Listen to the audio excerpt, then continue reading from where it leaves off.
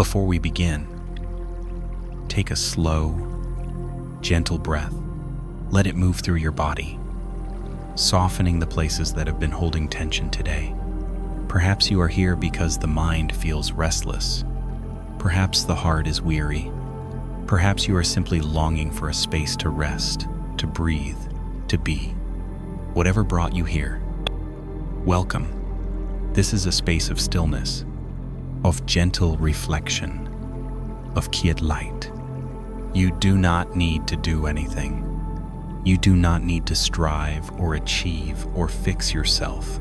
You are invited only to listen, to allow the words to wash through you like a soft stream, like a distant lullaby. And as you listen, perhaps you will begin to remember there is a light within you, always here, always waiting, always enough. So settle in. Let us walk this path together, lamp by lamp, breath by breath. There is a small lamp in my room, simple, made of wood and glass. Each evening, as the sky turns indigo and the edges of the world soften, I light it. The flame is steady. Though small, it does not fight the darkness, nor boast of its brightness. It simply is. There is something comforting about a light that knows its place. It reminds me I do not need to be the sun. I do not need to banish the night. All I need is to shine where I am. And perhaps that is why you are here tonight. Somewhere in your heart, beneath the weariness of a long day, beneath the swirl of thoughts that make sleep elusive, there is a longing, not for noise, not for answers, but for this, a gentle voice, a quiet space, a steady light. You may not know it yet, but you, too, are a lamp in your family, among your friends, at work, in your community. There are those who look toward you, even when you do not see them. What light are you offering? A light of calm? A light of care? A light of wisdom? Or perhaps, like many of us, your lamp flickers tonight, tired and dim. That is why we practice. That is why we gather. In Zen, we speak often of the lamp within. It is not lit by ambition, or comparison, or approval. It is lit by presence, by compassion, by a deep knowing that life itself is precious, fleeting, and worthy of tenderness. So, let us begin this evening, not with striving, but with softening. Take a breath, and another. Feel the rhythm of your body, resting where you are. There is no task to complete now, only this: to sit, to listen, to allow your inner lamp a moment to glow. The darkness of the world is vast, but it has always been so. And yet, for thousands of years, people have gathered in the dark, lighting small lamps, telling gentle stories, offering teachings, and singing to the stars. We do the same here across time, across distance, with this podcast. You are part of this circle now. Welcome. As we continue tonight, I will share stories, reflections, simple practices, not to teach, but to remind you that beneath all striving, beneath all worry, beneath even sorrow, there is a quiet light in you. And when you tend it with care, it will shine softly, surely, enough to guide your way. Are you ready? Let us walk this path together, lamp by lamp, breath by breath. Perhaps you have heard the old Zen saying, "A single lamp can light 1,000 others without diminishing its own flame." Okay, when I first heard these words, I smiled. They sounded simple, almost too simple, but as the years unfolded, I began to see how deeply true they were. In every life, there are lamps, not only the ones on our shelves or altars, but those we carry within us, often unknowingly. And there are many kinds of light. Some people burn brightly, but only for themselves. Their light is guarded, closed within a lantern of pride or fear. They protect it fiercely, worried that others may take too much, or that their flame will be diminished. There are those whose light harms, fueled by anger or greed. They scorch the people around them, leaving behind not warmth, but ashes in their presence. Others shrink, withdraw, shield themselves from the heat. And then there are lamps of another kind, gentle, steady, not overly bright, not boastful, simply present. Their glow reaches outward not to impress, but to soothe, to warm, to remind us of the goodness still possible in this world. Which kind of light will you be? It is a question worth returning to again and again. In this modern age, where so many live rushed and restless, where loneliness haunts even crowded places, we are hungry not for perfection, but for presence. Think of your own life. When you recall the people who truly touched your heart, was it because they dazzled you with brilliance? Or was it because, in their presence, you felt seen, safe, valued? For most of us, it is the latter. It might have been a grandmother whose eyes held deep kindness, a teacher who listened without judgment, a stranger who smiled and opened a door on a hard day. These are lamps of the heart, and you, no matter how ordinary you may feel, can be such a lamp. In America today, many speak of an epidemic of loneliness. Despite our technology, despite the social media, many feel unseen, disconnected. A 2023 study showed that nearly 1 in 3 adults in the U.S. reports feeling lonely, often or almost all the time. How do we respond to this?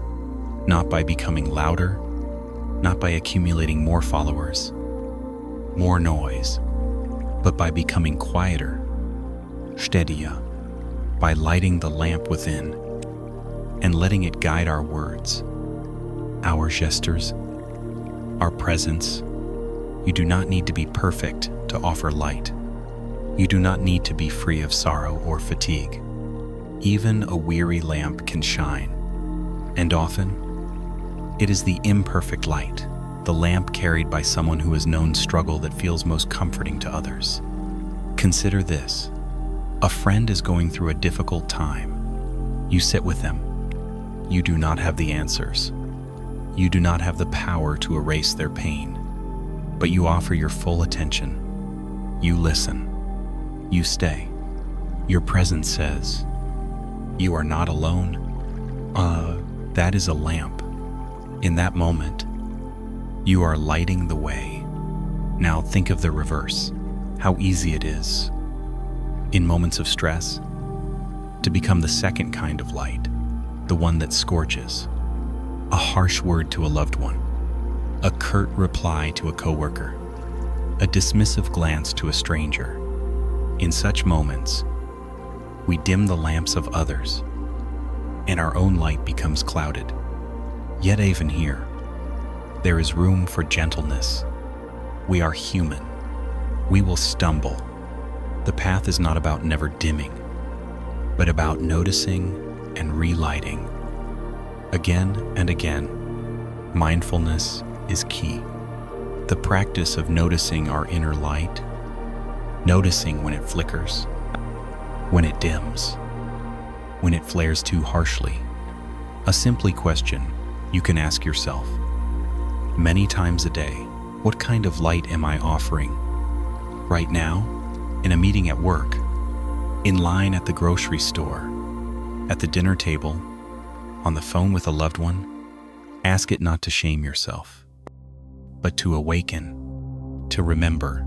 In Zen, we often speak of beginner's mind, the ability to meet each moment fresh, without the weight of old habits. Beginner's mind is also lamp mind, the willingness to notice, to adjust the flame with care, and sometimes the adjustment is as simple as a breath. You feel irritation rising. You pause. You breathe. You choose softer words or silence. You protect your lamp. Other times, you feel depleted. Your own light is low. Here, too, there is practice, tending your own flame with kindness, rather than judgment. Rest, nourish, connect with others who help you remember your light. In this way, life becomes an ongoing conversation between lamps, each of us tending our own flame, each of us lighting and being lit by others. Community matters deeply here. In traditional Zen practice, there is a ritual called transmission of the lamp. A teacher lights a student's lamp, symbolizing the passing of wisdom, of compassion, of presence. But this is not confined to temples. In daily life, we are constantly transmitting lamps through every interaction. When you speak with kindness, when you listen with full attention, when you hold space for another, you are transmitting light. When you model forgiveness, when you embody patience, when you admit mistakes with humility, you are transmitting light. And in families, this transmission is especially profound. What lamps are we lighting for our children, our partners, our friends? Are we teaching them to guard their flame in fear, to burn others with anger, or to shine with quiet confidence and care? Each day, each moment is an opportunity to choose. And remember this, lamps do not compete. One lamp lighting another does not lose its light. In fact, both shine more brightly together. This is the wisdom we must reclaim in a culture too often steeped in comparison, in scarcity thinking. There is room for many lamps. Yours matters deeply. So, as we move forward in this podcast, as we explore more stories, more reflections, more gentle practices, keep returning to this question: what kind of light will I be? There is no rush to answer. Let it unfold.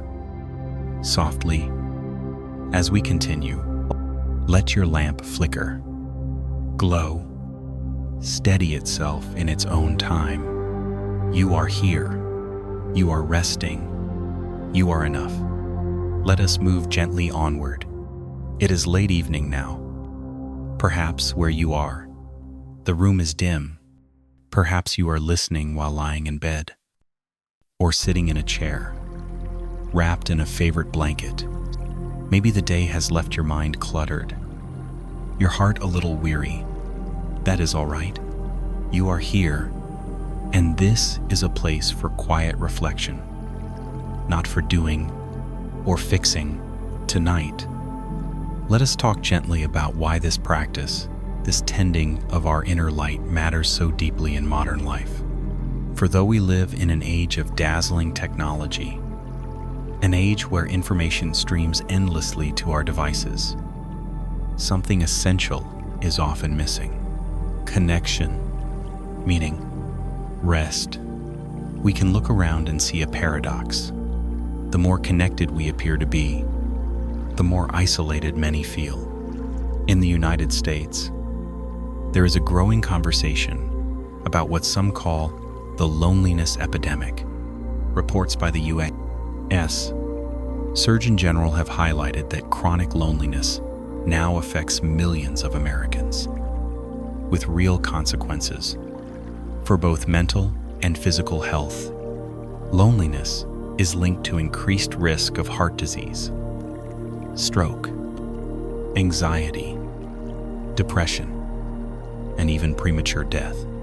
It is as dangerous, some experts say, as smoking 15 cigarettes a day. And yet, loneliness is not caused simply by being physically alone. It is possible, indeed common, to feel deeply lonely even when surrounded by people. What is missing is not proximity, but presence. To be truly seen, to be truly heard, to feel that one's light is recognized, valued, welcomed. Here is where the practice of cultivating inner light becomes a profound act, not only for ourselves, but for the collective healing of our culture. When you nurture your own inner lamp, when you move through life with a quieter mind, a softer heart, you become an invitation to others to rest, to breathe, to drop their masks of busyness and self-protection. It is rare in modern American life to meet someone who is fully present. The pace of life here can be relentless. In cities and suburbs alike, the culture of productivity dominates, always striving, always optimizing. There is pressure to perform, to appear endlessly capable, endlessly happy. And yet, beneath this veneer, too many ache for something simpler, a real conversation, a shared silence, a feeling of being met as one truly is. You do not need to become a monk or retreat to a mountain to offer this. It can happen in the most ordinary moments. In the grocery store line, when you truly look at the cashier and offer a genuine thank you, and at work, when you pause to really listen to a colleague's worry instead of rushing to your next task. At home, when you set down your phone and give your child or partner your full, undivided attention. In these moments, your lamp shines, and because presence is so rare, it is felt all the more deeply when it appears. There is a simple truth in human nature. We co-regulate. When we are in the presence of someone calm, our own nervous system begins to settle. When we are with someone harsh or agitated, we absorb that energy too. Thus, the light you cultivate within yourself is not contained. It ripples outward, shaping the emotional field around you. This is why tending your lamp is not selfish. It is an act of service. When you rest, when you care for your own heart, when you ground yourself in compassion and clarity, you create space for others to do the same. And in a culture hungry for this, your light becomes a quiet offering of hope. Let us also acknowledge, modern life is noisy. News cycles, advertisements, social media. The average American is bombarded by thousands of messages each day, many designed to provoke fear, urgency, or dissatisfaction. In this environment, our inner lamps are easily shaken. Comparison dims them. Overstimulation flickers them. Fatigue can all but extinguish them. This is why deliberate practice matters. To sit quietly, as you are doing now, to listen to words that soothe rather than inflame, to reflect on values that run deeper than the surface of trends and headlines. Each such moment is like adding fresh oil to your lamp. You replenish your capacity to meet life with steadiness and warmth.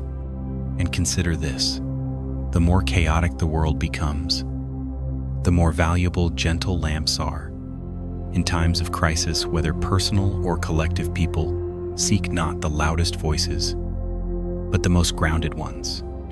The friend who does not panic, the colleague who remains centered under pressure, the neighbor who quietly checks in on others. These are modern-day bodhisattvas, beings of compassion who, through simple presence, offer refuge to those around them. And you can be one of them, not by being perfect, not by never feeling fear or sadness, but by choosing, again and again, to return to this practice of tending your light, one breath at a time, one moment of presence at a time. This is the heart of what we explore in this podcast.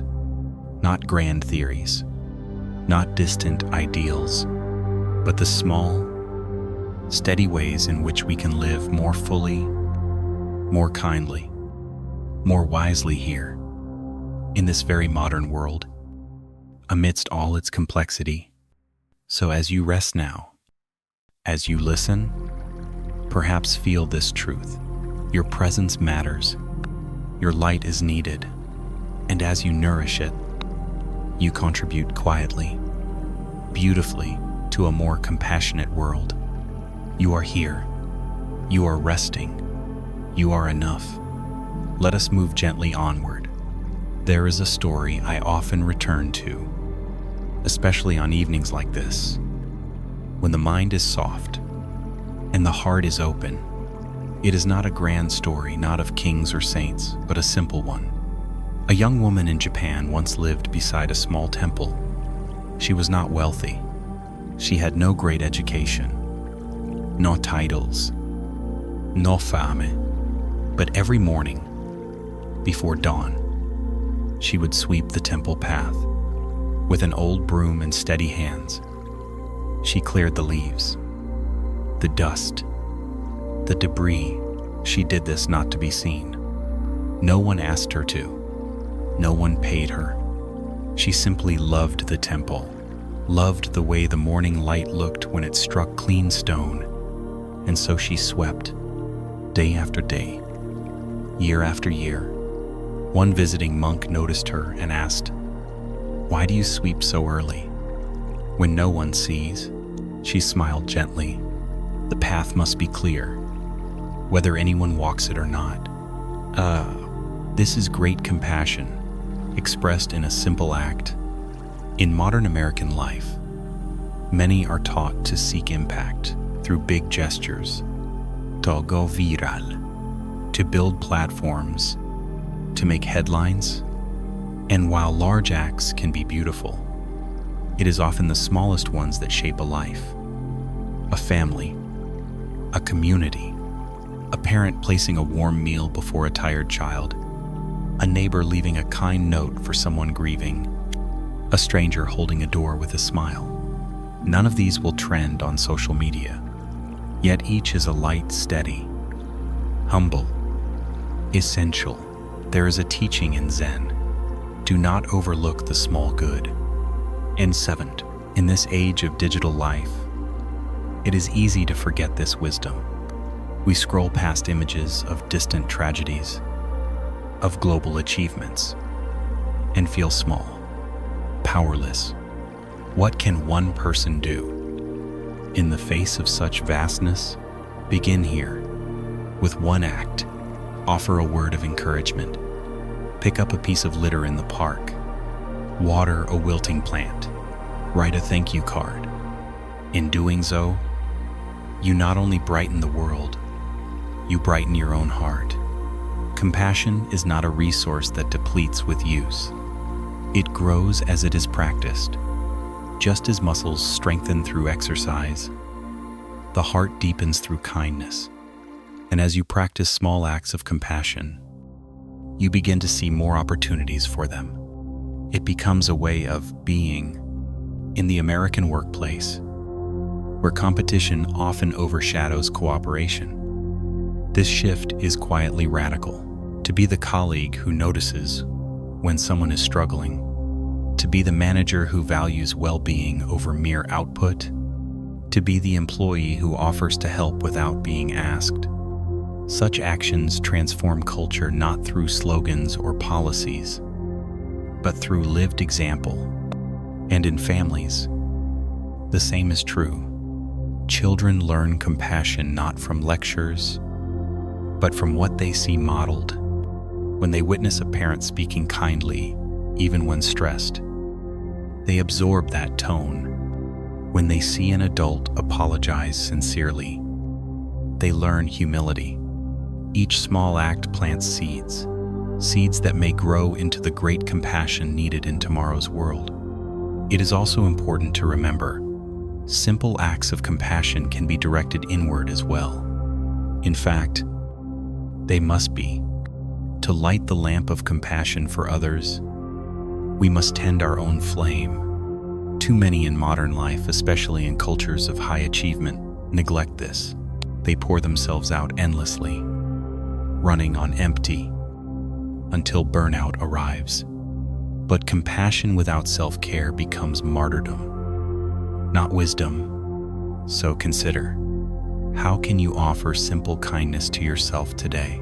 Perhaps it is allowing yourself an early bedtime, or taking a walk without a phone, or forgiving yourself for an imperfect moment. Such acts are not selfish. They are necessary. A well-tended lamp shines more clearly for others. And let us not forget the power of presence itself as a compassionate act. You do not always need to offer kindness. To sit with someone in silence, holding space for their grief, to listen without offering solutions, to witness another's joy without envy. Presence is a gift rarer than advice or opinion. And in a society often rushed and distracted, true presence is a balm. There is a Zen story of a monk asked, "What is the path to enlightenment?" He replied, "Wash your bowl, all lid." At first, this may seem strange, but it points to this truth. Great wisdom and great compassion are cultivated in the small, daily acts of life. To wash the bowl with full attention, to prepare a meal with love, to answer an email with patience, these are the places where your lamp is polished. Not on grand stages, not in peak moments of achievement, but here, now, in the humble fabric of everyday living. So tonight, as you rest, perhaps reflect, what simple act of compassion might you offer tomorrow? To a family member? To a stranger? To yourself? And remember, no act is too small. A single lamp can light 1,000 others. And often, it is the smallest lamps that shine the longest. You are here. You are resting. You are enough. Let us move gently onward. There is a truth I would like you to remember. As you settle more deeply into this evening's reflection, you have a unique gift. Perhaps no one has told you this in a long time. Perhaps you have doubted it, but it remains true. There is something in you, a way of seeing, a way of listening, a way of moving through the world that no one else carries in quite the same way, and the world needs it. In modern American culture, it is easy to feel otherwise. The systems we live in often value certain types of talent above others. Loud talent, marketable talent, talent that wins awards or fits neatly into a resume. But this is not the only kind of gift. Some gifts are quiet. The way a person can make others feel safe simply by their presence. The ability to notice what others overlook, the small details that bring beauty or ease. A knack for bringing humor to tense moments. Lightening the hearts of those around them. These, too, are lamps. And sometimes, they shine more enduringly than the flashier lights of fame or achievement. Yet many people go through life doubting their gifts or failing to recognize them. Why? Partly because of comparison. In the era of social media, we are constantly exposed to the highlights of others' lives. It can seem that unless we are extraordinary in some visible way, we do not matter. But Zen invites a different perspective. There is a saying, "A blade of grass is perfect in its own way. A pine tree is perfect in its own way. You do not need to be the tallest pine to have value. You do not need to be the most colorful flower to bring joy. Your task is not to be someone else's vision of greatness. Your task is to discover and honor your own nature. How do we do this? First, by listening inwardly. The modern world is so loud. It drowns out the small voice of the heart. But when we slow down, when we create moments of quiet, we can begin to hear it again. Ask yourself gently, what comes easily to me? What do I enjoy doing? Even when no one is watching, what actions leave me feeling more alive? More connected? These are clues. Second, notice how others respond to you. Often, we take our gifts for granted because they feel natural to us. Perhaps you are the one friends turn to when they need calm counsel, or the person at work who can untangle a complicated problem with grace, or the neighbor who remembers birthdays and small kindnesses. If people consistently appreciate something in you, pay attention. It may be a gift you have overlooked. Third, release the need for your gift to look like anyone else's. In American culture, there is pressure to monetize everything, to turn hobbies into side hustles, to brand oneself, to produce visible results. But a gift does not need to be commodified to be valuable. A grandmother's storytelling at the family table is as precious as a best-selling author's book. A volunteer's compassion at a homeless shelter matters as much as any corporate donation. Do not let the market dictate your sense of worth. Honor your gift by using it in ways that align with your values, your joy, your integrity. And remember, your gift may evolve. You are not a static being. As you grow, as life shapes you, new aspects of your light may emerge. Stay curious about yourself. Be willing to rediscover what you love. Be open to the ways your talents can serve in this particular season of your life. There is a deep human need to feel useful, to know that we contribute to something larger than ourselves.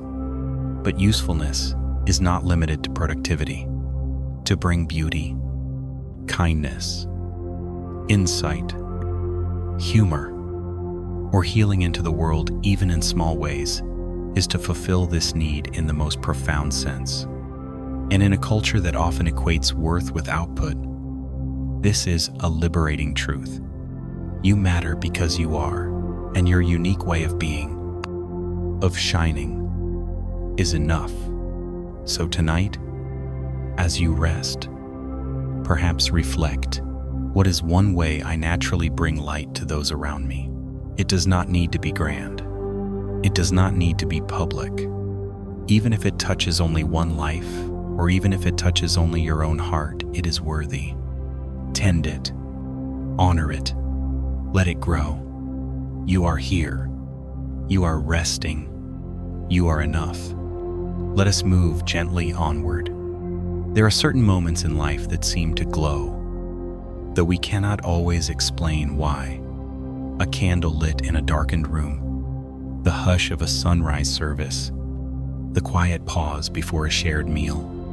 These moments are often marked by ritual in modern American life. Many have grown skeptical of ritual. To some, it seems outdated, a relic of older times, of rigid religion or empty ceremony. In an age that prizes individualism and innovation, ritual can seem unnecessary or even meaningless. Yet beneath the surface, human beings remain creatures of rhythm and symbol. The body breathes in cycles. The earth turns through its seasons. The heart responds to the familiar gestures of comfort, of meaning, of connection. Ritual speaks to these deeper layers of being, and when engaged with mindfulness, it becomes a powerful way to tend the inner light. Consider the simple act of lighting a lamp or candle. On the surface, it is a physical gesture, the striking of a match, the touch of flame to wick.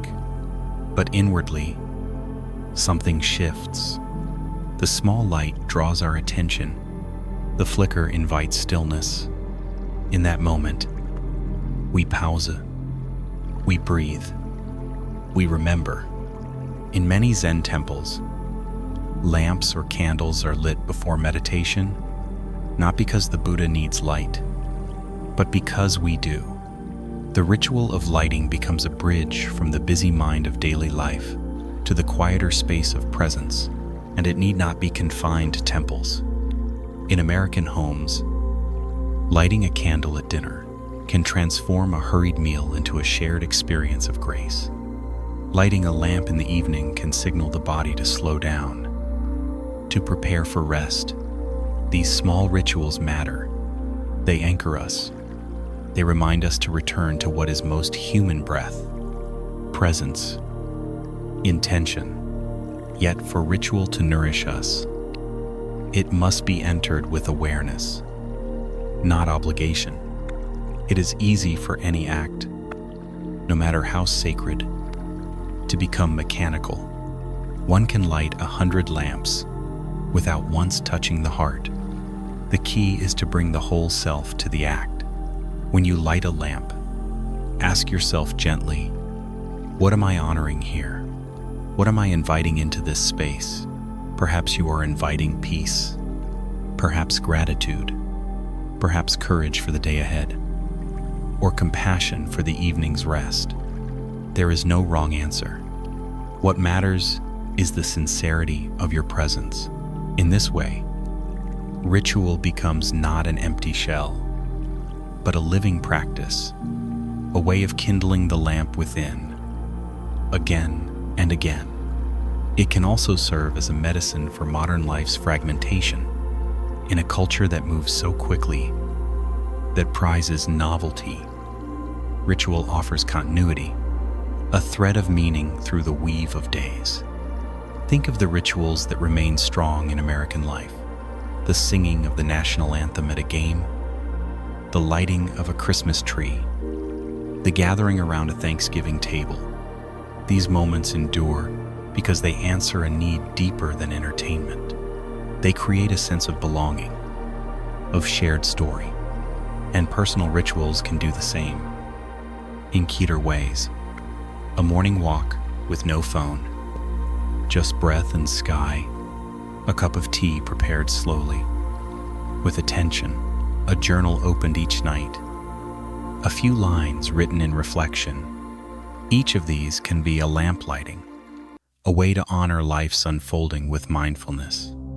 In Zen, the mundane is sacred when met with full awareness.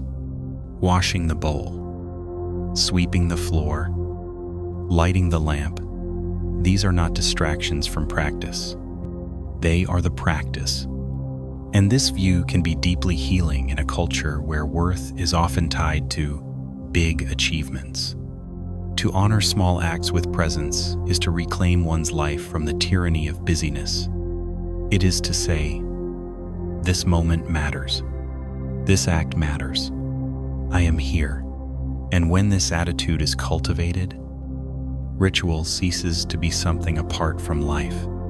It becomes life itself. Lived with depth, you do not need to adopt foreign ceremonies to benefit from this. The forms of ritual can be as personal as you wish. What matters is not the outer form, but the inner light it tends. So, consider, what small ritual might nourish you now? Lighting a lamp before meditation or sleep? Offering gratitude before a meal? Placing a hand on your heart when stress arises? Begin simply. Let the practice grow naturally. And remember, ritual is not performance. It is not for display.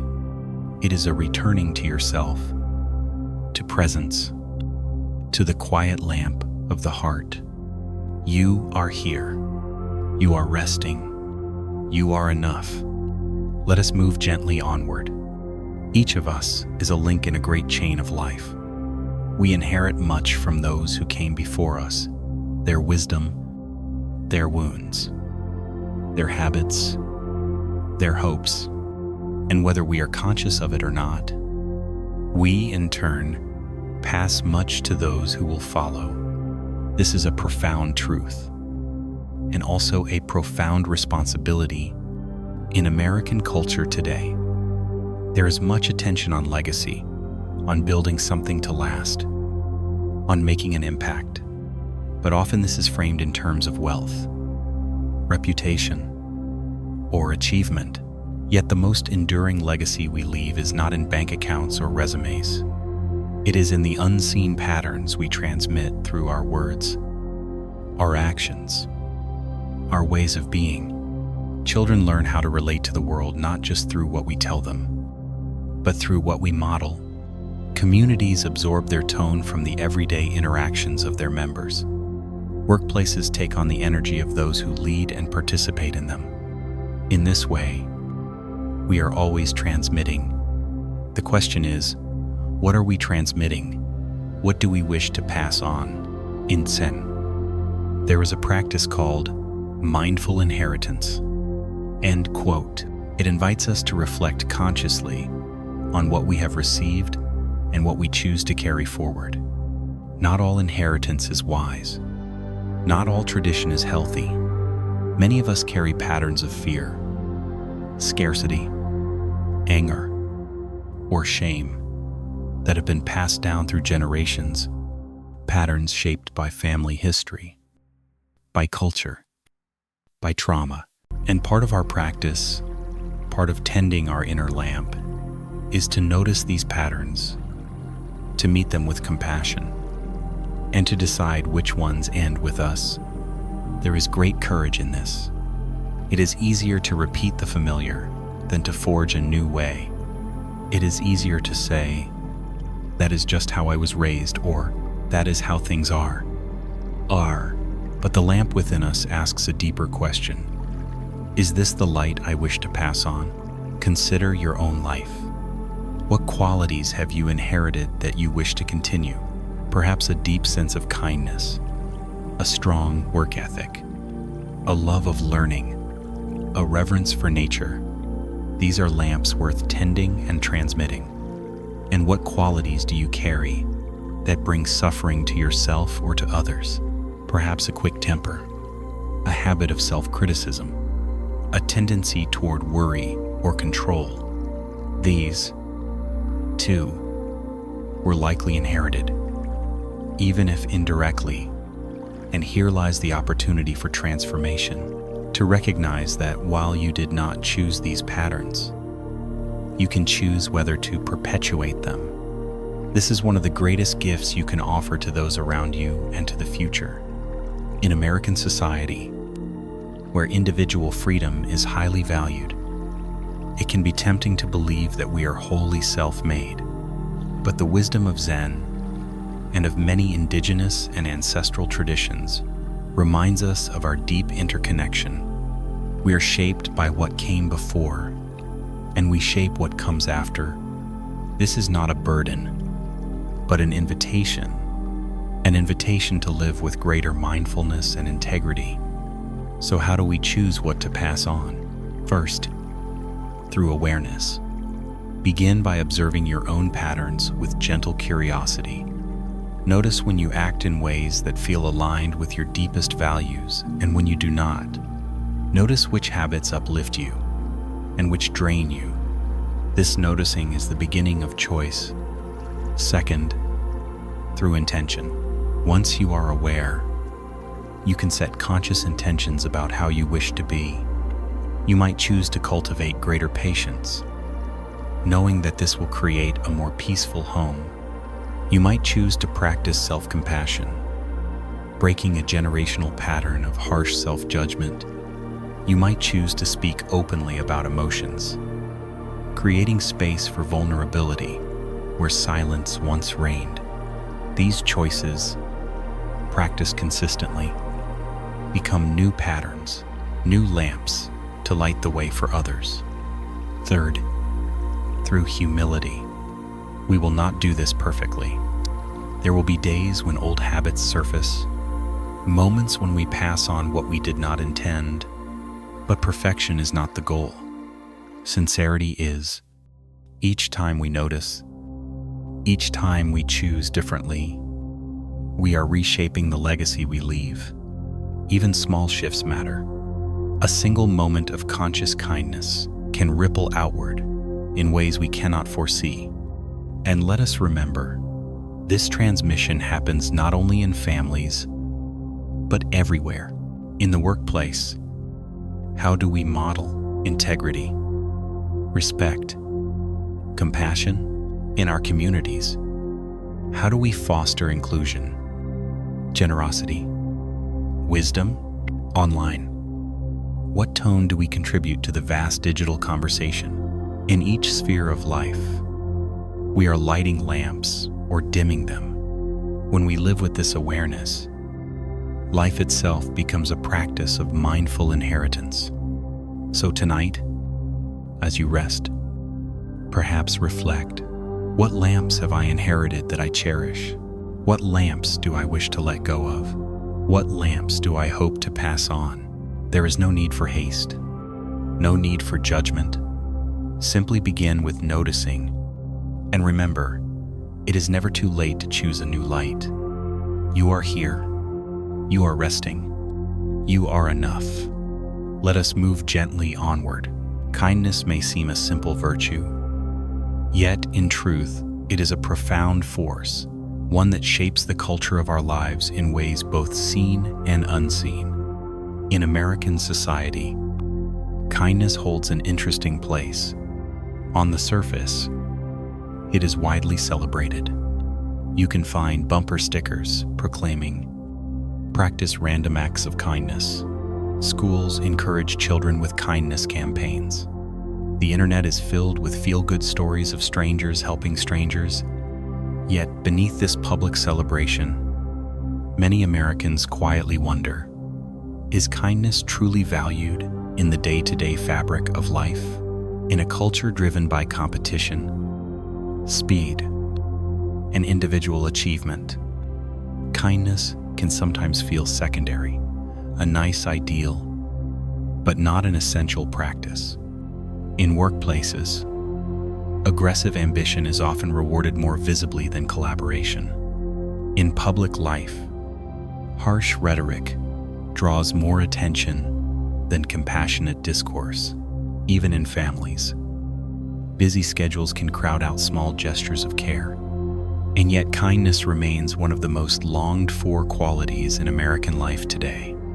Poll after poll shows that people yearn for greater civility, for communities where neighbors know and support one another, for workplaces where respect and empathy guide interaction. Why this longing? Because at our core, human beings, regardless of culture, are wired for connection. And kindness is one of the simplest, most direct ways we affirm that connection. To be kind is to recognize the shared humanity in another, to say, without words, I see you. You matter. In a world that often leaves people feeling invisible, this is no small gift. And the beauty of kindness is that it does not require grand gestures.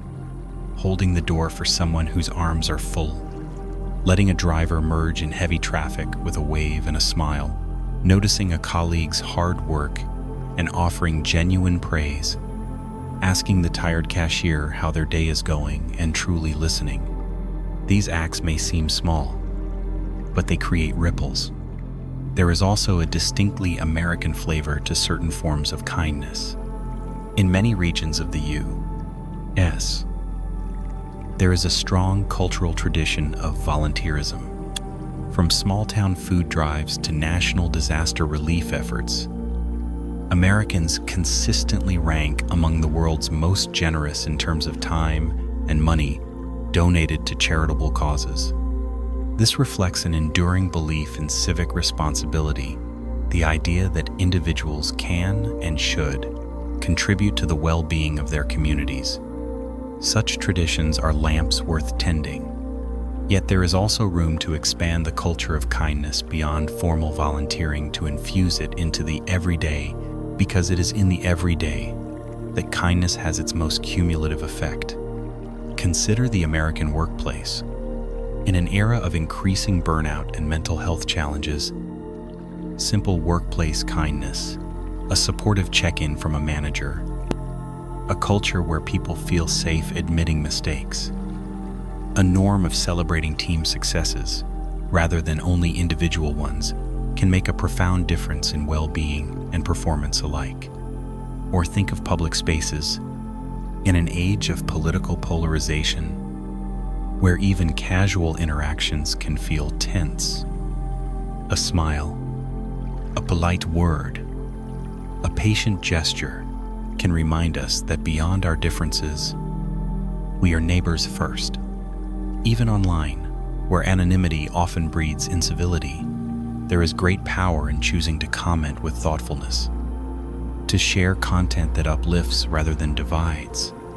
Kindness is a form of digital lamplighting as well. It is also important to remember that kindness includes how we treat ourselves. In American culture, which often glorifies self-reliance and perfectionism, many struggle with harsh inner dialogue. Yet we cannot sustainably offer kindness to others if we are relentlessly unkind to ourselves. Self-kindness is not indulgence. It is foundational. It is the voice that says, I am worthy of care. Even when I fall short, I am deserving of rest. Even when the to-do list is unfinished, I am enough, as I am. When we extend this inward, we strengthen our capacity to offer it outward. Kindness also has an evolutionary wisdom. Studies in neuroscience show that acts of kindness, both giving and receiving, activate areas of the brain associated with pleasure and reward. They reduce stress.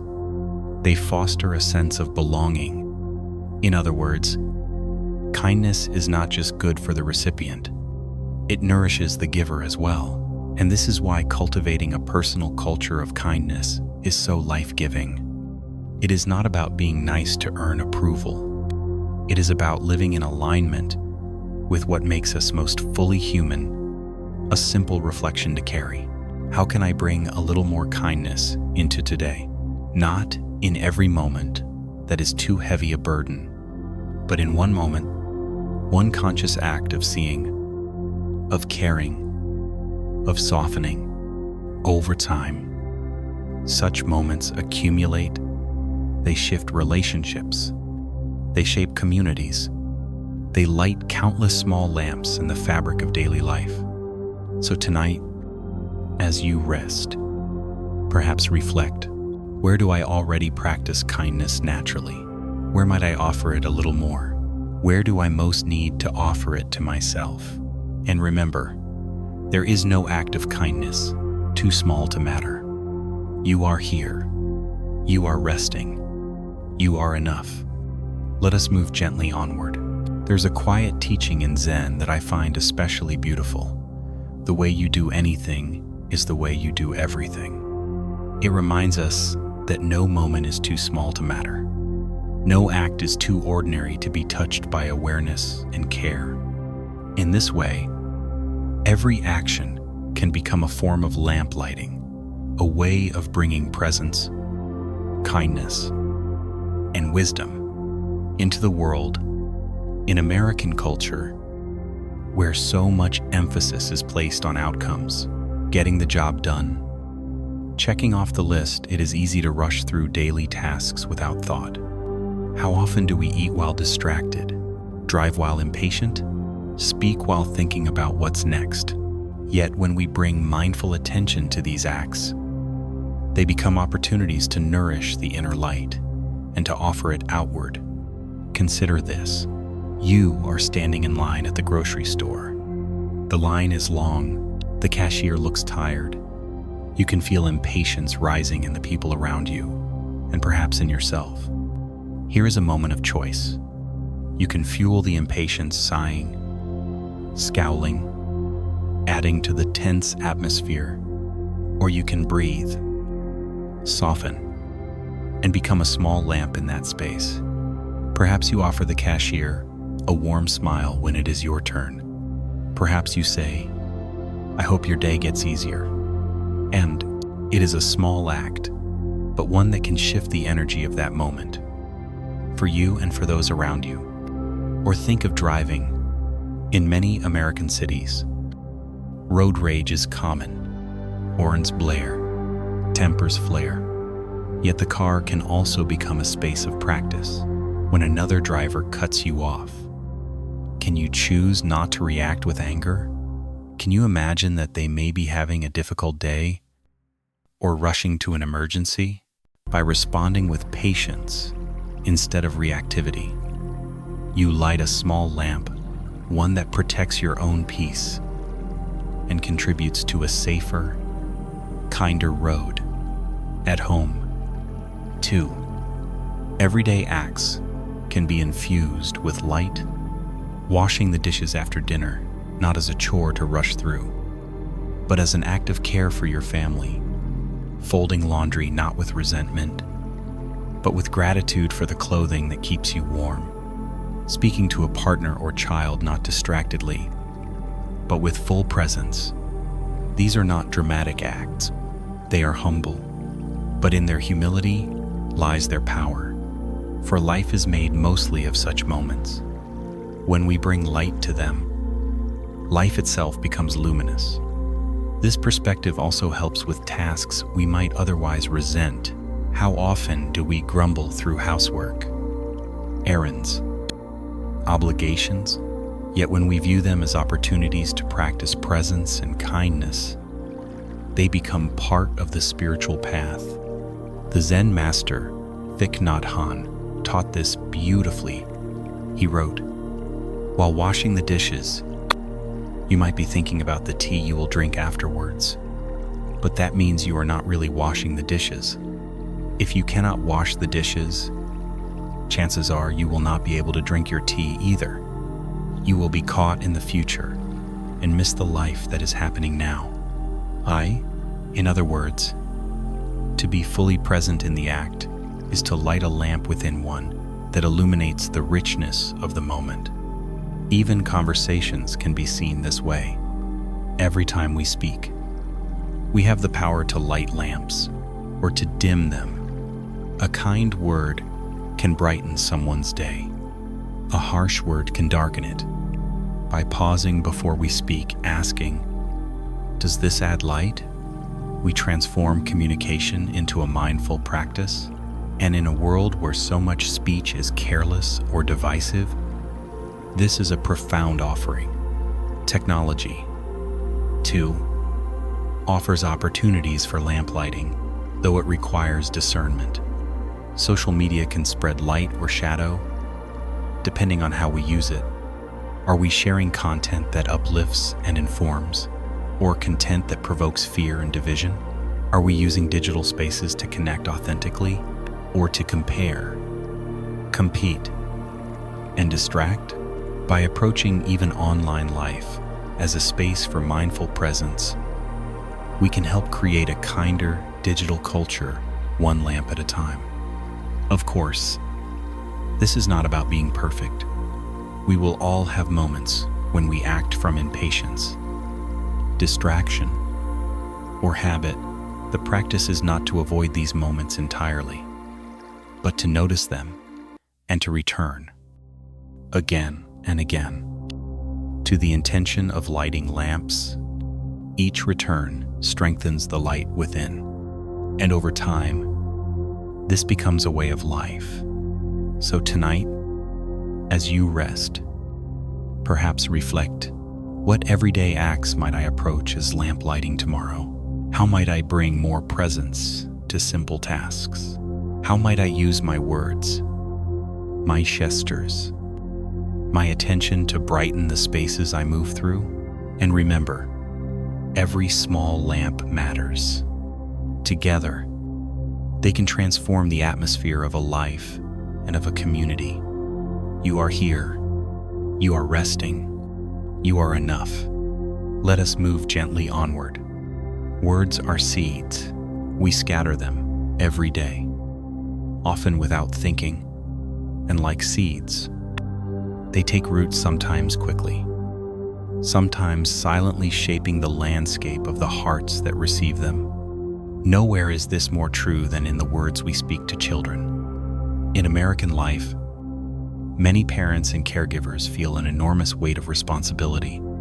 They want to give their children the best education, the best opportunities, the best start in life. They fill schedules with enrichment activities, read the latest parenting books, seek out expert advice. Yet, amidst all this striving, one of the most powerful influences on a child's development is often overlooked. The everyday words they hear at home, the tone of voice, the choice of words, the stories repeated, the responses to mistakes and emotions. These are the subtle transmissions that shape a child's inner world, their sense of self, their view of others, their expectations of life, and they matter more than any structured lesson. Consider this. When a child stumbles or spills or forgets, what do they hear? Why can't you be more careful? Or, it's okay. Everyone makes mistakes. Let's clean it up together. End of. When they express sadness or frustration, do they hear? Stop crying. It's not a big deal. End of. Or, I see you're upset. I'm here with you. End of quote. Over time, such responses become the voice that lives inside them, the voice they will hear in moments of struggle or self-doubt. If that voice is harsh, it will be difficult for them to offer themselves or others compassion. If that voice is kind and patient, it will guide them gently through life's inevitable challenges. In this way, mindful speech is a profound form of lamp lighting, one that influences not only the present moment, but the future, and it extends beyond parents, teachers, relatives, coaches, community members. All contribute to the verbal environment a child grows in. Even strangers in public spaces can make an impact. A kind word from a shopkeeper, a patient explanation from a librarian, a warm greeting from a neighbor. These small moments accumulate, shaping a child's sense of belonging and worth. Of course, no adult speaks perfectly at all times. Parenting, teaching, caregiving, these are demanding roles. Fatigue, stress, and frustration are natural. The goal is not to eliminate all harsh words, but to cultivate increasing awareness, to notice when we speak from reactivity, and to repair when needed. Apologizing sincerely to a child after an unkind outburst can be a powerful lamp in itself. It teaches that mistakes are human, that relationships can heal, that accountability matters. Such modeling may do more good than never making a mistake at all. Mindful speech also involves the stories we tell about the world. Children absorb not only how we speak to them, but how we speak about life. Do they hear constant complaints, cynicism, fear, or do they hear gratitude, curiosity, hope? Of course, we should not pretend life is always easy. Honest conversations about difficulty are important, but even here, our framing matters. When faced with setbacks, do we model resilience? When discussing others' flaws, do we model empathy? When encountering diversity, do we model openness? Every conversation is a field where seeds are sown, and this truth extends beyond children. Adults, too, are shaped by the words around them. A workplace where gossip and negativity dominate will dim its members' lamps. A community where encouragement and respect are the norm will help them shine, even in casual friendships. The tone of our words contributes to the emotional climate. Are we lighting lamps with our speech or casting shadows? One beautiful American tradition is the practice of affirmations. Many parents now teach their children to repeat phrases like, "I am loved," and "I am strong," and "I can learn from mistakes," and such practices align beautifully with the spirit of mindful speech. They intentionally plant seeds of self-worth and resilience, and adults can benefit from them as well. Speaking kindly to oneself, especially after failure or struggle, is an essential lamp-lighting practice. So tonight, as you rest, perhaps reflect, what words do I wish to plant in the hearts of those around me? What tone do I want to bring to my home, my workplace, my community? What words do I need to offer myself to nourish my own lamp? And remember, it is never too late to change the story. One mindful word can begin a new chapter. You are here. You are resting. You are enough. Let us move gently onward. There is an old story that has traveled through the centuries, a story from the Buddhist tradition, but one whose light reaches far beyond any single faith. It begins, as many such stories do, with an old woman. She was poor by worldly standards. Her clothes were simple, her home small. She had no title, no fame, no following, but she had a heart full of devotion and a deep, steady wish to grow in wisdom. In her village, there was a great temple, and one year, the monks there announced a festival of light. They invited all who wished to come and light lamps to honor the Buddha, not as an act of worship alone, but as a symbol of each person's aspiration toward enlightenment. The wealthy came with grand lamps, tall, ornate, filled with fine oil. Merchants donated dozens, their names etched in gold upon the stands. Nobles sent servants to prepare elaborate displays. The old woman watched this with quiet eyes. She had no gold, no silver, not even enough coins for a single fine lamp. But she wished to participate, not to impress, but to offer her sincere heart. So she scraped together what little she could, selling a small bundle of firewood, doing odd tasks for neighbors. And with those humble coins, she bought the cheapest oil and a tiny clay lamp. It was not grand, it was not beautiful, but it was hers, and it was offered with pure intention. When the night of the festival arrived, the temple grounds shimmered with light. Hundreds, perhaps thousands, of lamps flickered and danced. The old woman arrived quietly, placed her small lamp among the grand displays, and offered a simple prayer. May this light, though small, represent my sincere wish to grow in wisdom and compassion, not for my own sake alone, but for the benefit of all beings. Oh, and then she left, unnoticed by the crowds. The night passed, the winds picked up, one by one. Many lamps began to flicker and fade. The finest oils burned quickly, the tallest wicks sputtered. But as dawn approached, one lamp still burned steady, unwavering. It was the old woman's lamp. The monks noticed it with wonder. They checked the lamp for hidden oil, for tricks, but found none. They marveled. How could such a humble lamp outlast the grandest of offerings? Their teacher smiled and said, because this lamp was lit not for praise or recognition, but from the pure heart of awakening. Such a light does not fade with the night. This story has been told in countless ways, in temples, in homes, in quiet conversations between teacher and student.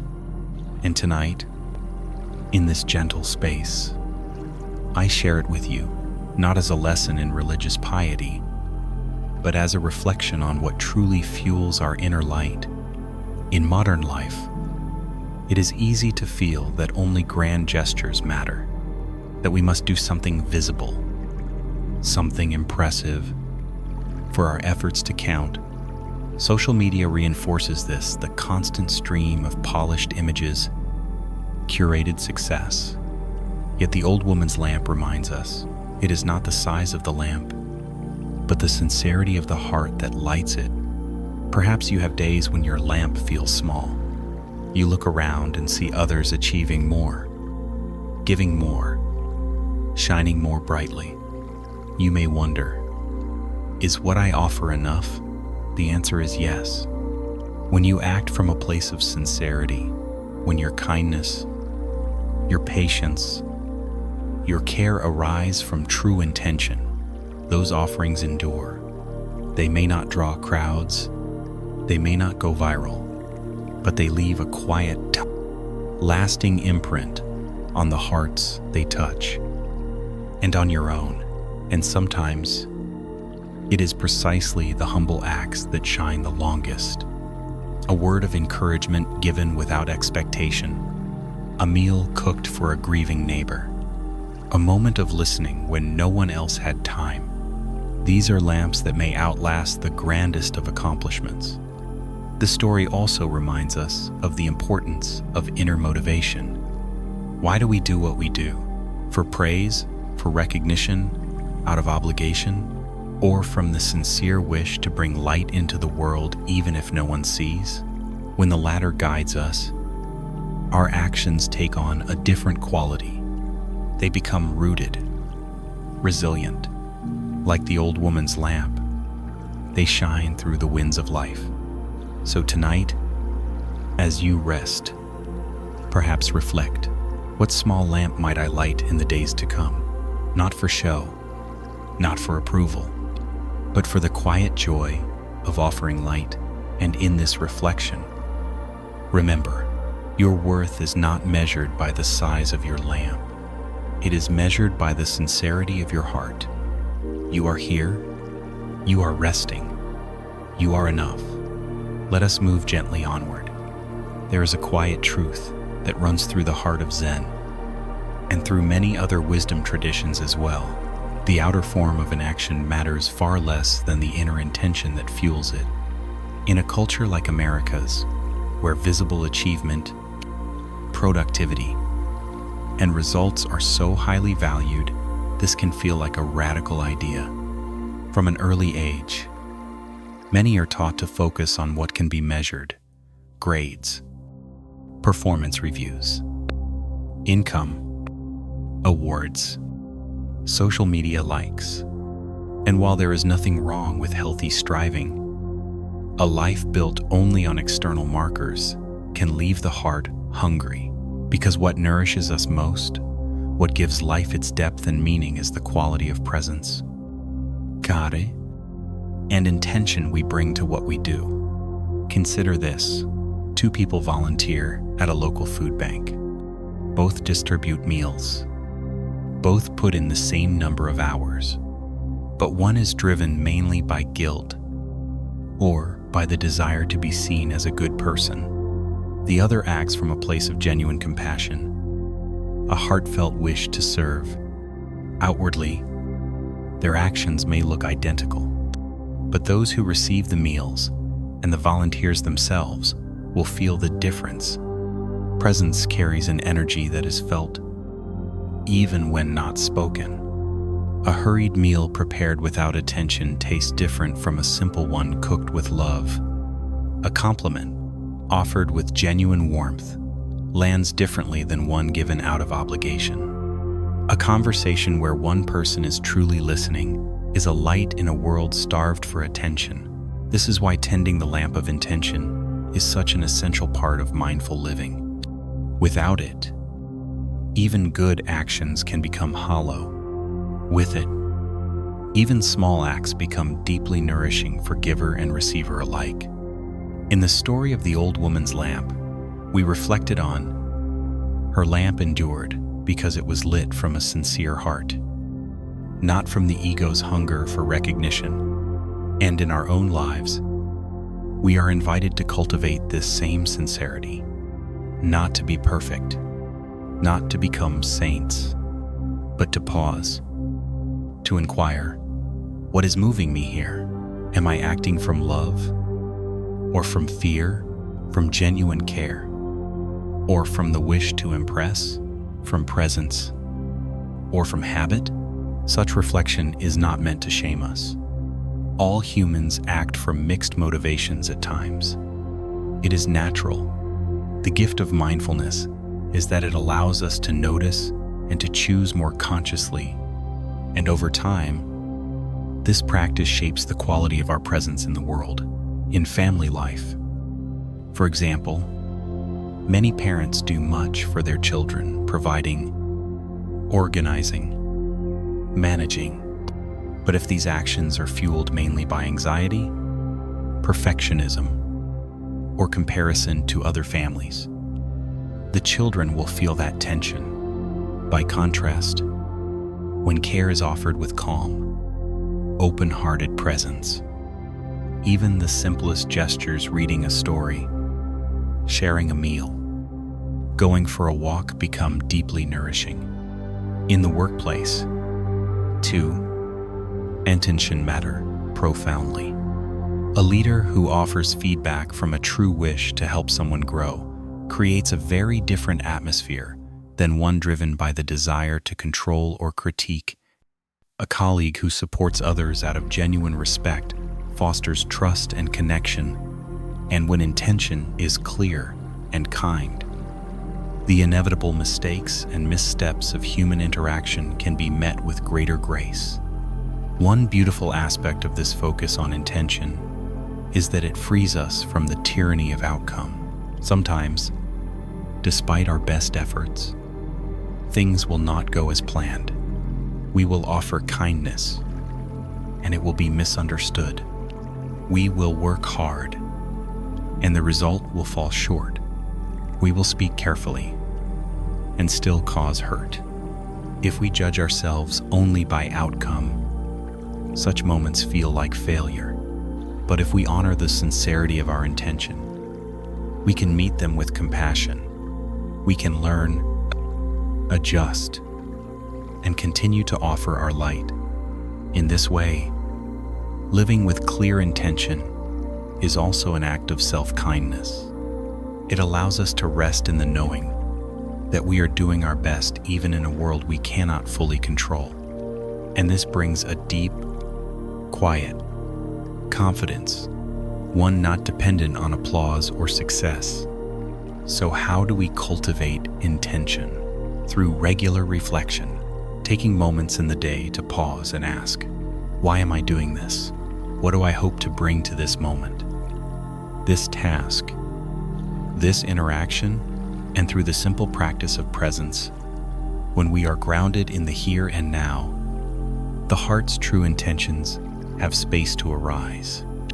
So tonight, as you rest, perhaps reflect, what intentions have guided me today? Where might I wish to realign tomorrow? And most importantly, can I honor the sincerity of my heart? Even when the outer result is imperfect, remember, the lamp that burns with true intention shines steadily through success and setback alike. You are here. You are resting. You are enough. Let us move gently onward. The workplace occupies a significant portion of most people's lives, especially in modern American culture, where the average adult spends over 1/3 of their waking hours at work. For many, it is a source of identity, income, and structure. It can also be a source of stress, fatigue, and disconnection. In such an environment, the idea of bringing mindfulness, compassion, and light into the workplace may feel challenging, even out of place. Yet this is precisely where such qualities are most needed. To be a lamp in the workplace does not require grand gestures. It does not mean becoming a guru or trying to change corporate culture single-handedly. It means living the practice of presence and kindness in small, consistent ways, ways that ripple outward, often more powerfully than we imagine. Let us explore how this might look. First, consider presence. In many workplaces, multitasking is the norm. People answer emails during meetings. Think about the next task while completing the current one. Scroll their phones during breaks. The body is present, but the mind is elsewhere. To bring true presence is to break this cycle gently, without self-righteousness. When you meet with a colleague, can you offer your full attention? When someone speaks, can you listen not just to their words, but to their tone, their unspoken feelings? Such presence is rare and deeply felt. It tells others, I see you. You matter. You are not just a cog in the machine. In a culture where so many feel unseen at work, this is a lamp of great value. Second, consider speech. Workplace communication often defaults to efficiency, quick, transactional, goal-oriented. But even within this frame, the tone and choice of words matter. A simple thank you for a completed task, a moment of genuine praise for a colleague's effort, an email written with clarity and respect, even when addressing a problem. These are lamps small, steady lights that create a more human atmosphere. Conversely, careless or harsh speech can darken the workplace environment quickly. Sarcasm, passive-aggressive comments, dismissive tones. These spread tension and mistrust.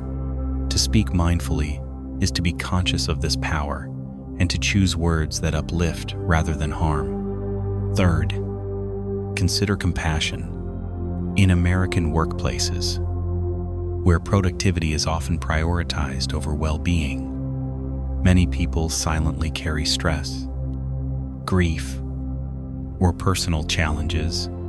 To be a lamp is to notice this and to respond with kindness. It may mean offering support when a colleague seems overwhelmed. It may mean showing patience when someone's performance dips due to personal hardship.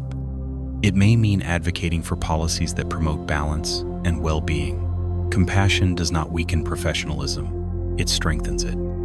Teams built on trust and care perform better, communicate more openly, and navigate challenges with greater resilience. Fourth, consider boundaries. Being a lamp does not mean becoming a martyr. Many compassionate people overextend themselves at work, taking on too much, saying yes to every request, trying to fix everything. This leads to burnout and, ironically, to the dimming of one's own light. Mindful boundaries are essential. To know your limits, to rest when needed, to say no when necessary.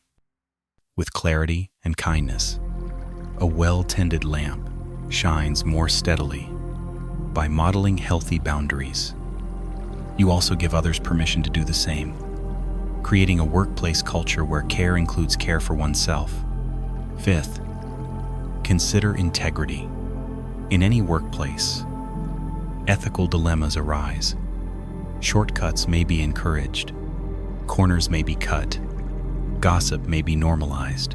To be a lamp is to stand for integrity, not with arrogance, but with quiet steadfastness. To do what is right, even when unseen. To speak up when something feels wrong. To align actions with values. Such integrity earns trust, and trust is the foundation of any healthy organization. It is also important to remember that leadership is not confined to titles. You do not need to be a manager or executive to influence workplace culture. Every person, in every role, can be a lamp. The administrative assistant who brings warmth to daily interactions, the junior employee who models curiosity and respect, the team member who fosters inclusion and kindness. These are often the unsung leaders, the ones whose light quietly transforms the workplace from within. There is also great value in bringing moments of mindfulness into the workday, a few deep breaths before a meeting, a brief pause to reset after a stressful interaction, a mindful walk at lunch, phone tucked away. Such small practices help maintain clarity and balance, protecting your lamp from the constant winds of workplace busyness. And over time, they shift how you show up with more patience, more perspective, more genuine presence. Finally, consider the broader impact. When you consistently bring light to the workplace through presence, speech, compassion, boundaries, integrity, you create a ripple effect. Colleagues feel safer and more valued. Tensions do escalate more easily. Collaboration deepens. And the workplace becomes not just a site of productivity, but a space where human dignity is honored. This is not an idealistic dream. It is a very practical, the grounded path walked one mindful moment at a time, and it begins with simple questions. How can I bring more presence to my work today? How can my words and actions light lamps for those around me? How can I care for my own lamp so that it may shine steadily? So tonight, as you rest, perhaps reflect. In my workplace, however, large or small, however harmonious or challenging, where might I offer light? And where might I tend my own lamp more kindly? Remember, you do not need to change everything.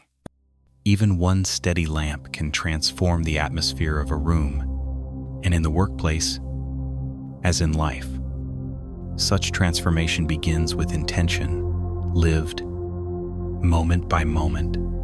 You are here. You are resting. You are enough. Let us move gently onward. For many people, family is both the place of our deepest love and our deepest struggle. It is where we first learned about ourselves and about others, often long before we had words for what we were learning. In American culture, family dynamics can be complex. Many people live far from their families, balancing careers and obligations across long distances. Others live in close proximity, yet struggle with unspoken expectations, generational wounds, or differing worldviews. In recent years, especially through the cultural shifts brought on by the pandemic and heightened political divisions, many families have experienced new strains. Old patterns surface. Conversations feel charged. Holidays once marked by joy now carry undercurrents of tension. In this context, the idea of being a lamp in the family takes on profound meaning. It is not about fixing others. It is not about pretending all is well. It is about choosing, moment by moment, to bring light presence, patience, compassion into the spaces we inhabit with those closest to us. First, presence. Family tensions often arise from the weight of history-old roles, unresolved hurts, repeated misunderstandings. In such moments, the mind can easily drift into the past or rush toward fearful predictions about the future.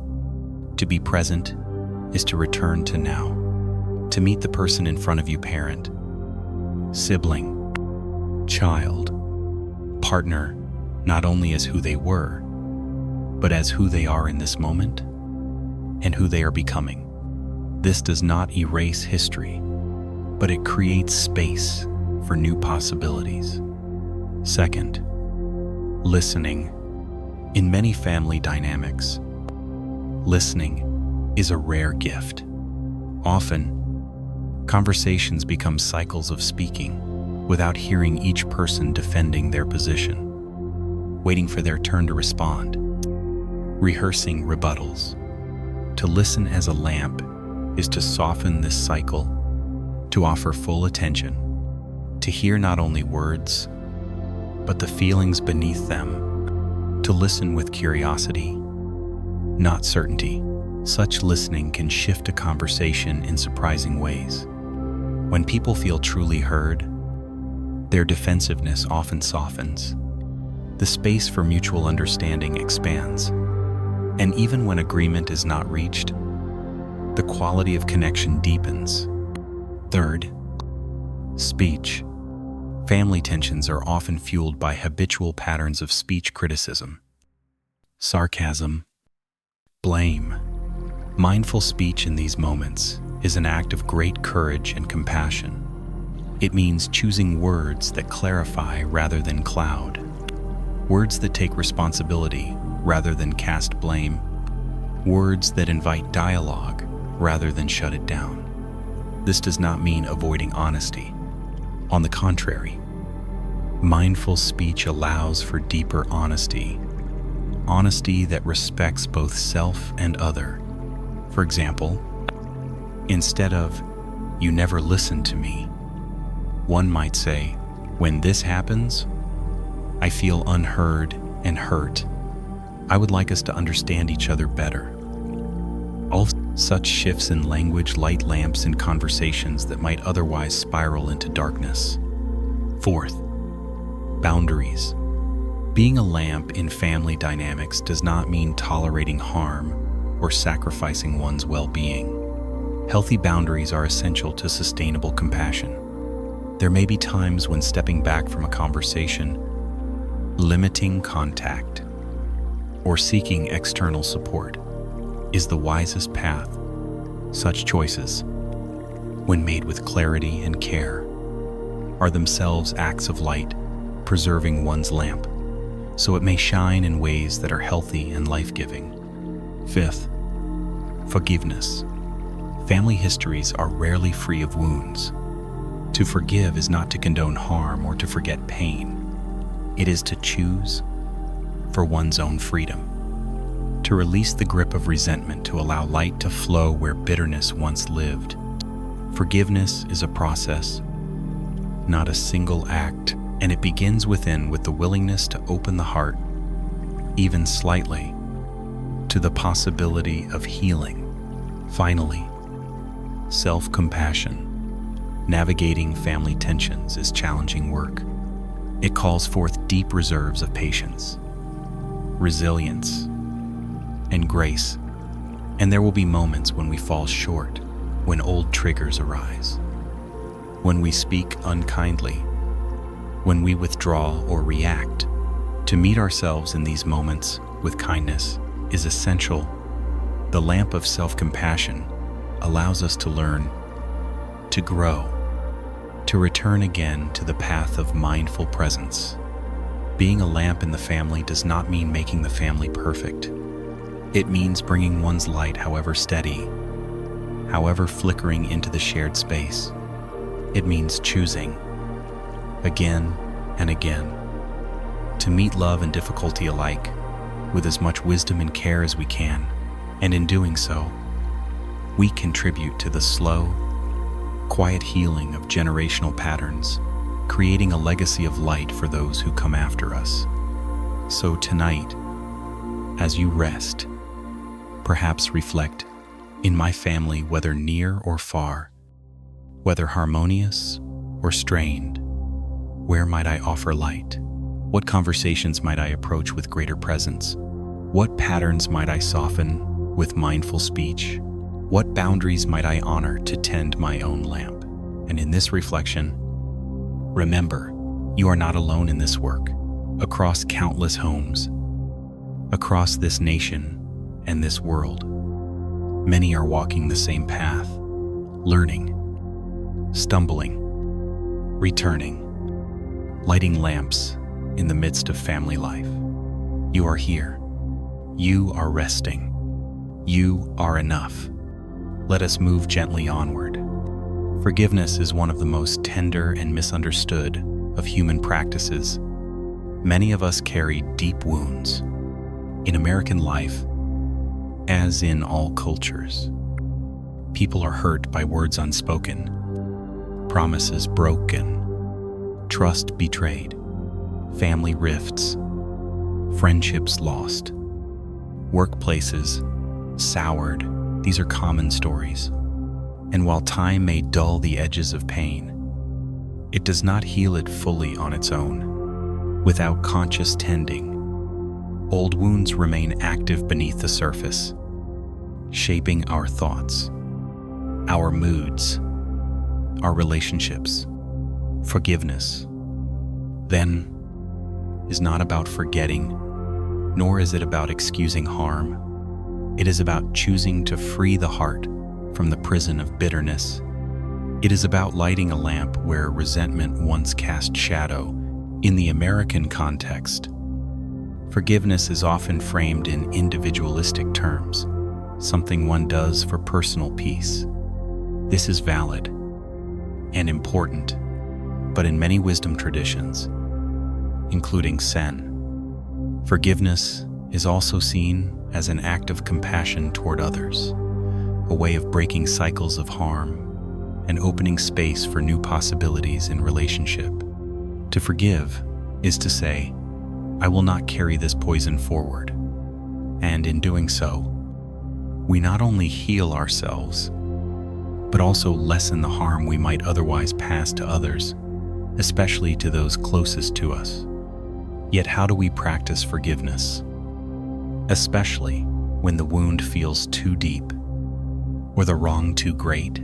First, by honoring the reality of the hurt, forgiveness does not begin with denial.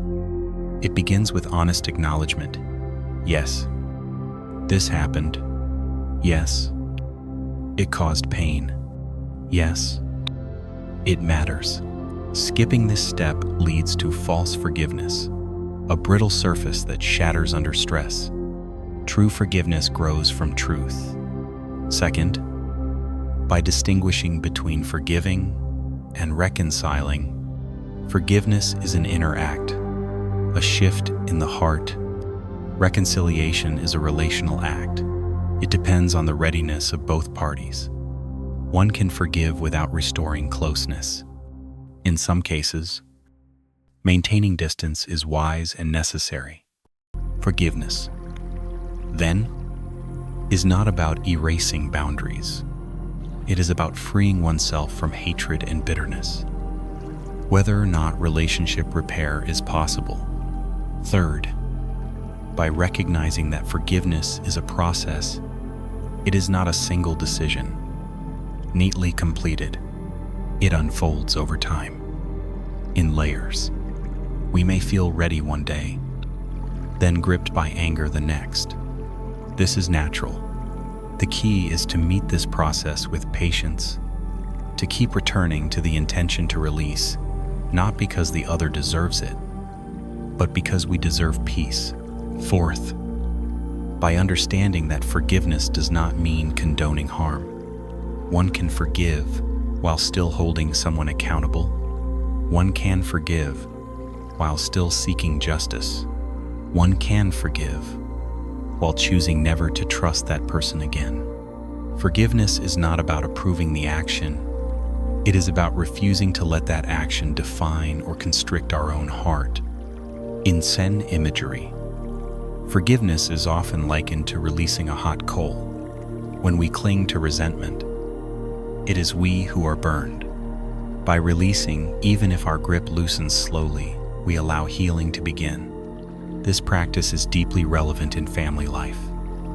As we explored in the previous section, old patterns, misunderstandings, unmet needs, these accumulate across generations.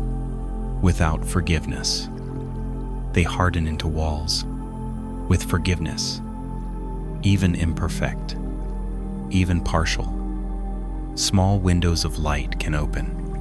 Children raised in families where forgiveness is modeled learn resilience and grace. Partners who forgive one another's inevitable shortcomings deepen trust and intimacy. Siblings who release old rivalries create space for adult friendship. In the workplace, too, forgiveness matters. Colleagues will disappoint us. Mistakes will be made. Harsh words may be spoken.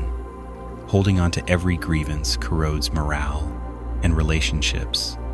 While some situations require formal resolution, many call for the quiet, inner work of letting go for the sake of shared humanity and effective collaboration. And in the broader culture, the need for forgiveness is great.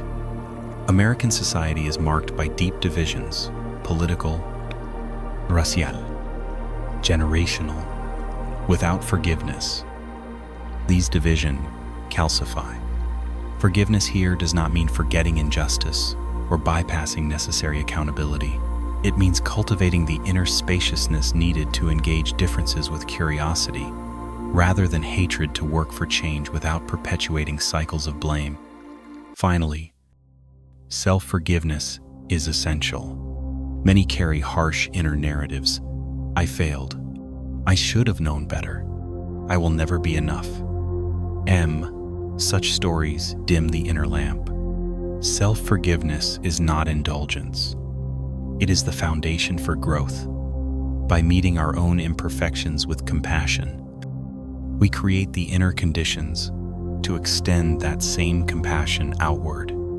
So how do we begin this work of forgiveness?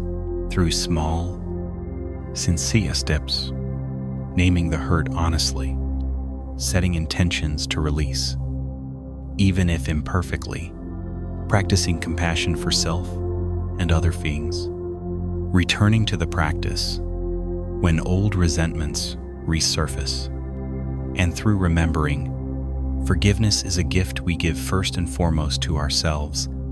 It lightens the heart, it restores vitality, it makes space for joy.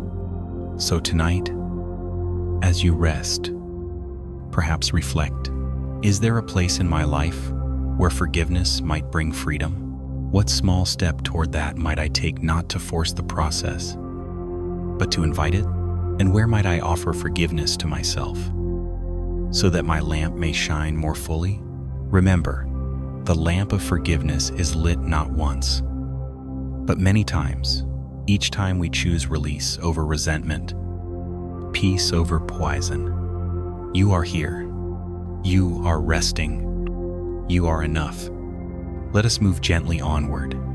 Pain is a universal human experience. No life, no matter how fortunate or privileged, escapes its touch. In American culture, as in much of modern life, there is often an unspoken message: avoid pain at all costs. Numb it. Distract from it. Power through it. Pretend it isn't there. From the endless entertainment options on our devices, to the culture of relentless productivity, to the marketing of quick fixes for every kind of discomfort, the invitation to bypass pain is constant. Yet in bypassing pain, we also bypass the possibility of its transformation. For in truth, pain, when met with presence, when held with compassion, can become one of life's greatest teachers. It can deepen our empathy. It can clarify our values. It can open the heart in ways comfort never could. In Zen, there is a saying, no mud, no lotus. Oh, the lotus, a flower of rare beauty, grows only from the muck of the pond. Without the mud, there is no bloom. So it is with us. Of course, this does not mean seeking out pain. Life will bring enough on its own. Nor does it mean romanticizing suffering or suggesting that all wounds fully heal. Some losses remain tender. Some scars remain sensitive. But it does mean that when pain comes, as it inevitably will, we have a choice to close around it, hardening and shrinking, or to open to it, and through that opening, allow new growth. How does this look in practice? First, by meeting pain with presence. Often, our first instinct is to flee mentally, emotionally, physically. Yet the more we resist, the more pain tightens its grip. Paradoxically, turning toward pain gently gradually begins to loosen that grip. This might mean sitting quietly and naming what is true. This hurts. I am grieving. I feel lost. Not to wallow, but to acknowledge. In doing so, we reclaim agency. We become larger than the pain, able to witness it rather than be consumed by it. Second, by bringing compassion to the experience, pain often triggers harsh self-judgment. I should be stronger. I should be over this. I'm failing. Such inner narratives only deepen suffering. Instead, we can offer ourselves the same kindness we might offer a dear friend. This is hard. You are doing your best. It's okay to feel this. MC. Self-compassion is not weakness. It is the ground from which resilience grows. Third, by exploring what the pain is teaching us. This is not about forcing silver linings or denying the depth of grief. It is about noticing what pain may reveal. What matters most to me? What am I being invited to let go of? What new capacities, patience, empathy, courage are emerging through this? In American life, where rapid change and reinvention are common, many find themselves facing unexpected losses. A job ends. A relationship shifts. Health declines. Identity evolves. When met with mindful inquiry, such losses, painful as they are, can also open new pathways of meaning and growth. Fourth, by connecting with others, pain isolates. It tempts us into believing we are alone, uniquely broken, yet suffering is a common thread of humanity. When we share our struggles with trusted others in friendship, in community, in counseling, we break the spell of isolation, and in doing so, we often discover that our pain, once metabolized, can become a source of wisdom and service. Many of the most compassionate people I know have walked through deep suffering. Their light does not come from having avoided pain, but from having transformed it into understanding. Finally, by remembering impermanence. One of the core teachings of Zen and of many wisdom paths is that all things change. This too shall pass. Knowing this does not erase pain, but it offers perspective. It reminds us that no feeling, no situation, no identity is fixed. The river of life flows onward. New seasons come. New possibilities emerge. Even in the darkest nights of the soul, the potential for dawn remains. To turn pain into wisdom is not to rush healing, nor to pretend all wounds close cleanly. It is to walk with the pain tenderly, patiently, until its sharp edges soften and its hidden gifts begin to emerge. It is to let the mud nourish the lotus. So tonight, as you rest, perhaps reflect, what pain am I carrying that longs to be met with presence? What self-compassion might I offer to the hurting places within me? What seeds of wisdom might be quietly growing from this season of difficulty? And remember, pain, when held with care, can become a deep source of light for oneself and for others. You are here. You are resting. You are enough. Let us move gently onward. Many people grow up hearing about heaven and hell, perhaps from religious teachings, perhaps from stories in culture or media. In American life, these images remain powerful. Heaven, a place of peace, joy, and reward. Hell, a place of torment, punishment, regret. For some, these ideas are literal. For others, metaphorical. But across beliefs, They shape how many think about life and morality. Zen offers a different and deeply freeing perspective. It teaches that heaven and hell are not distant realms reserved for after death. They are states of mind and heart, arising here and now. They are not places we go, but experiences we create, moment by moment, through our thoughts, emotions, and actions. Consider this. Have you ever been caught in a moment of intense anger, perhaps while driving, or in a heated argument? Your heart races, your face flushes, the mind spins with blame and resentment. In that moment, though the sun may shine and the world may be beautiful, you are in hell, trapped, consumed, suffering. Now, consider a moment of deep connection with a loved one, with nature, with a work of art. The heart opens, the mind quiets, joy arises, unbidden. In that moment, regardless of external circumstances, you are in heaven, at ease, whole, alive. Heaven and hell are closer than we think, and this understanding is profoundly empowering. It means that while we cannot control everything life brings, we can influence the quality of our inner experience. We can cultivate the causes of inner heaven: gratitude, compassion, mindfulness, and we can learn to release the causes of inner hell: greed, hatred, delusion. This is not about denying pain or pretending life is always pleasant. It is about recognizing that much of our suffering arises not from what happens, but from how we relate to it.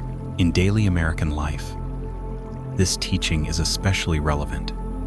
Modern culture often externalizes happiness, the right job, the perfect partner, the ideal body, the beautiful home.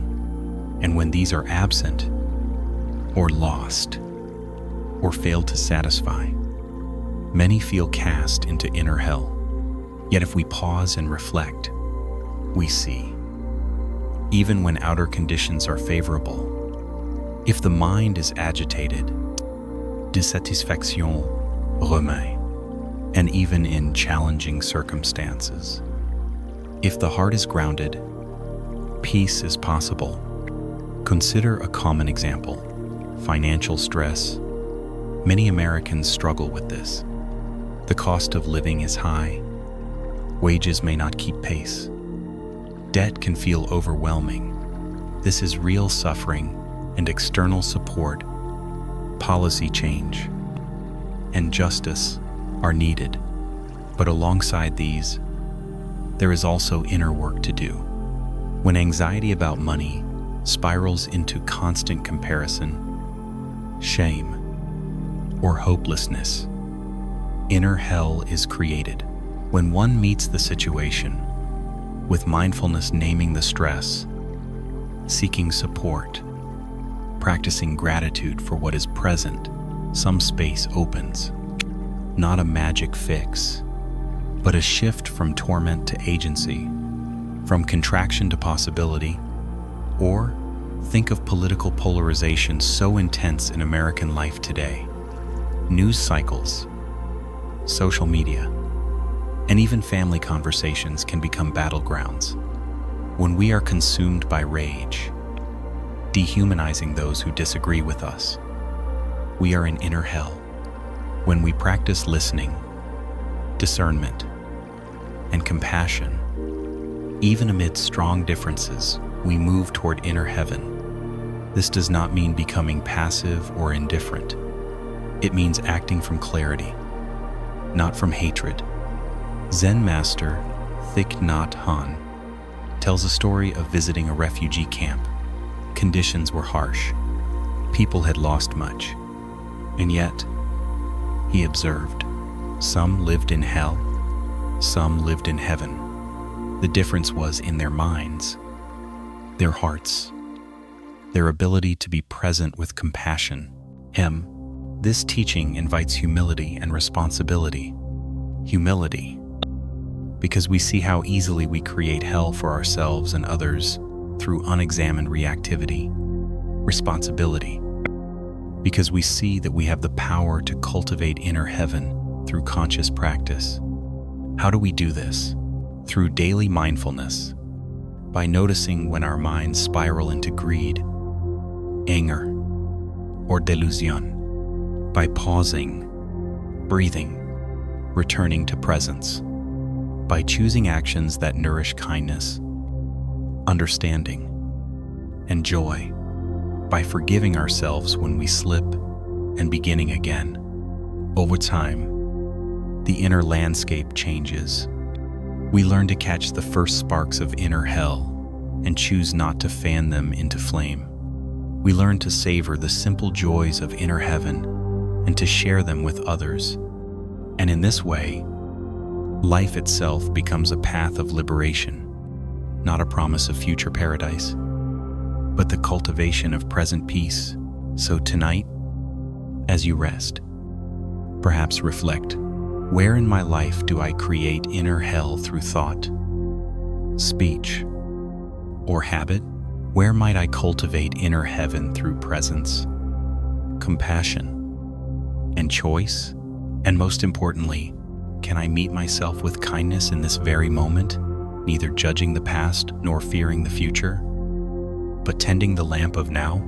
For truly, heaven and hell arise in this moment. And with awareness, with intention, with love, we can choose the path of light. You are here. You are resting. You are enough.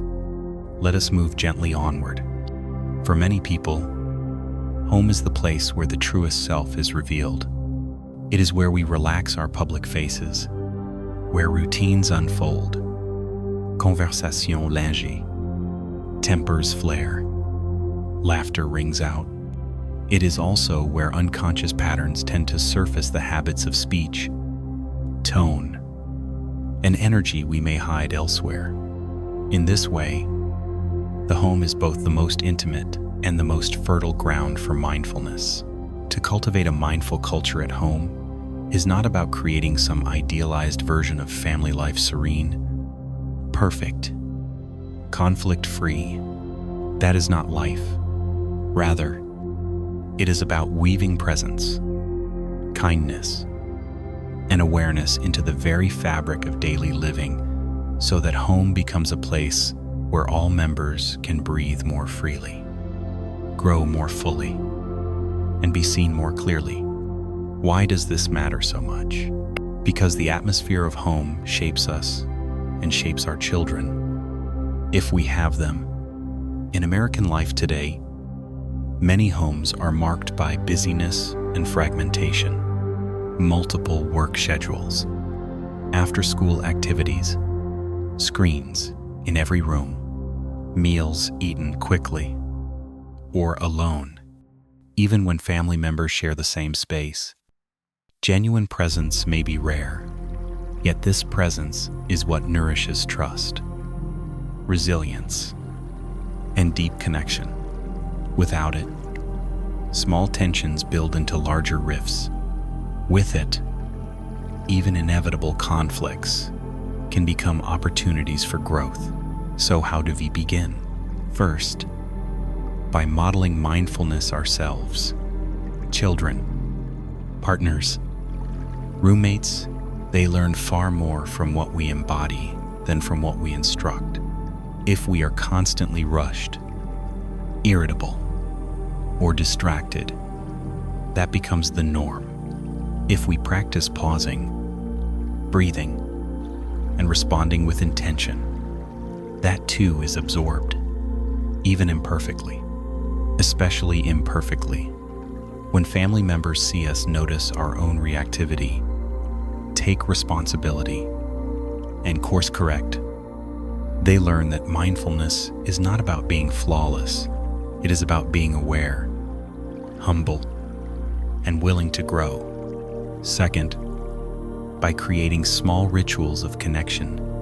These need not be elaborate. A few minutes of undistracted conversation over morning coffee, a shared walk after dinner, a mindful bedtime routine with a child. Such simple moments anchor the family in presence. In an American culture where many families feel increasingly disconnected even while living under the same roof, these rituals are essential. They remind each person, you are valued, you are heard, you belong. Third, by cultivating mindful communication. This means slowing down speech when tensions rise. It means listening not just to words, but to feelings beneath them. It means practicing I, statements expressing needs and emotions without blame. For example, instead of, you never help around the house, we might say, I feel overwhelmed and would appreciate more help. End quote. Instead of, you're always on your phone, we might say, I miss connecting with you. Can we have some screen-free time together? Such shifts in language are lamps.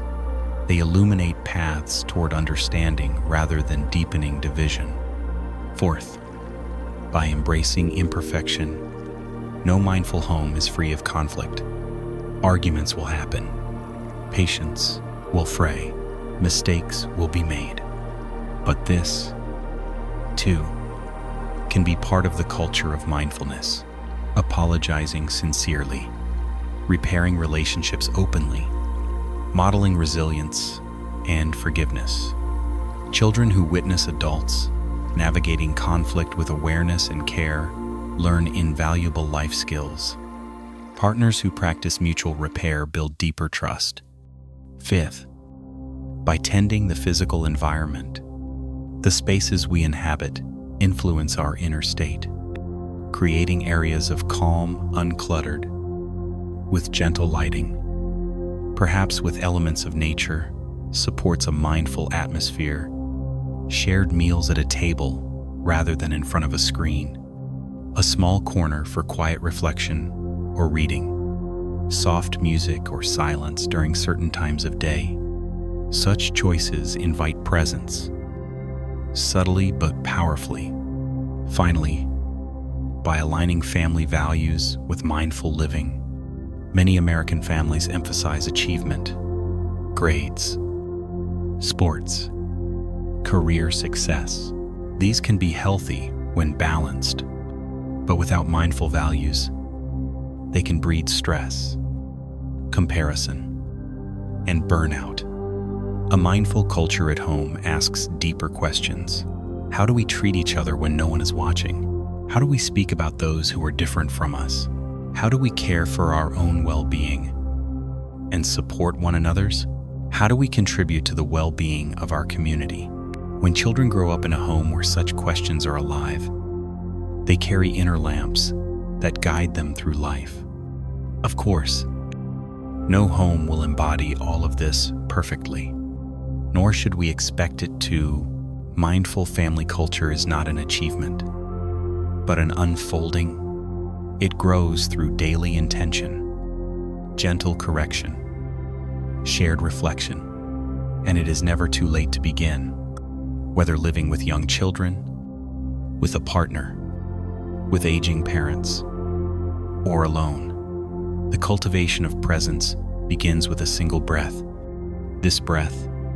So tonight, as you rest, perhaps reflect, what simple shift might bring more mindfulness into my home? What ritual of connection might we create? What pattern of communication might I soften? What self-compassion might I offer for the inevitable imperfections of family life?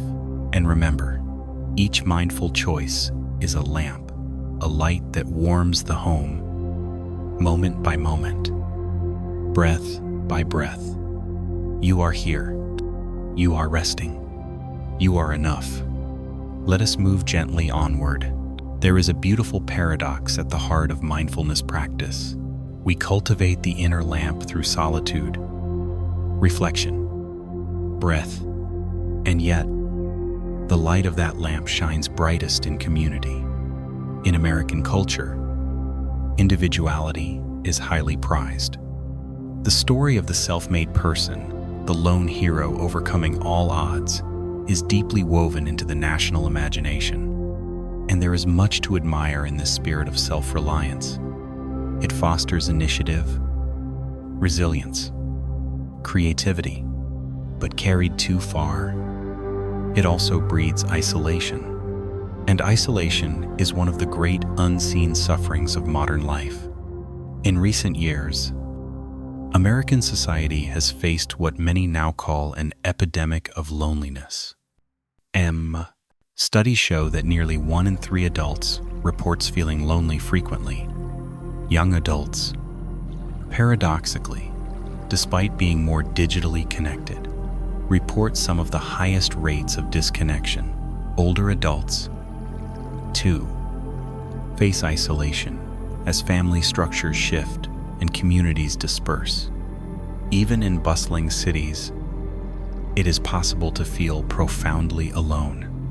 And even within families, unspoken distances can grow, yet human beings are wired for connection. It is not merely a psychological preference, it is a biological need.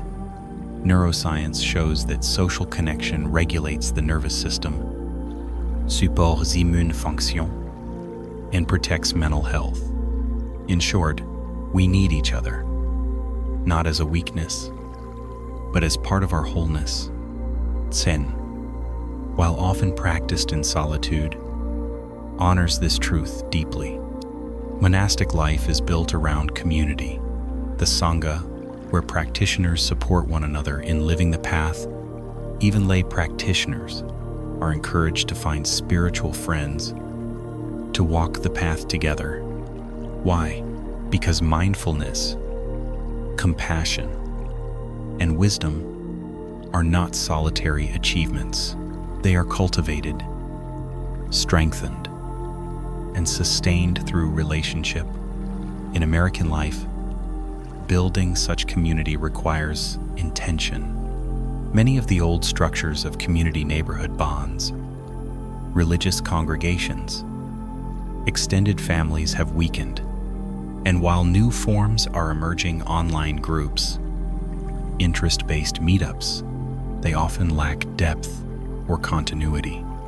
To create a true community of light, one where people can show up authentically, support one another's growth, and share life's joys and sorrows, is a practice in itself. How do we begin? First, by honoring the value of community, not as an add-on to life, but as an essential nourishment. Many people postpone community. I'll reach out when I'm less busy. I'll find a group when life settles down. Oh, but life rarely settles. And without connection, the heart grows weary. Recognizing this need and giving it priority is a first lamp lighting. Second, by cultivating presence in relationships. Community is not built on frequency of contact alone, but on quality of presence. One deep conversation can nourish more than dozens of superficial ones. When we meet others with genuine curiosity, when we listen fully, when we show up consistently, community deepens. Third, by embracing imperfection. No community is perfect. People will misunderstand each other. Conflicts will arise. Needs will go unmet. The key is not to seek a flawless group, but to commit to the practice of relationship, to repair, to forgive, to grow together. This, too, is a lamp, the willingness to stay present even when it is not easy. Fourth, by contributing one's own light. Community is not only about receiving, it is about offering presence, skills, compassion, humor, perspective. Each person brings a unique light to the circle. When we share it humbly, sincerely, the collective brightness grows. Fifth, by recognizing the larger circles of community we belong to, not only close friends or spiritual groups, but neighborhoods, workplaces, volunteer networks, even casual encounters in public spaces. In each of these, we can practice community building through small acts, a smile to a neighbor, a kind word to a grocery clerk, an offer of help to a struggling colleague. These gestures create subtle threads of connection, and woven together, they shift the fabric of society. At a time when polarization and division run high, such community building is not optional. It is essential. When people feel seen and supported in small communities, they are less likely to fall into fear-driven narratives. They are more resilient in the face of societal stress. They are more capable of empathy across difference. And this is how the practice of lighting lamps scales from the personal to the collective. It begins in the heart, extends into the home, reaches into community, and ripples into the wider world. So tonight, as you rest, perhaps reflect, where in my life do I already experience nourishing community? Where might I cultivate deeper connection? What small light might I offer to the circles I move through?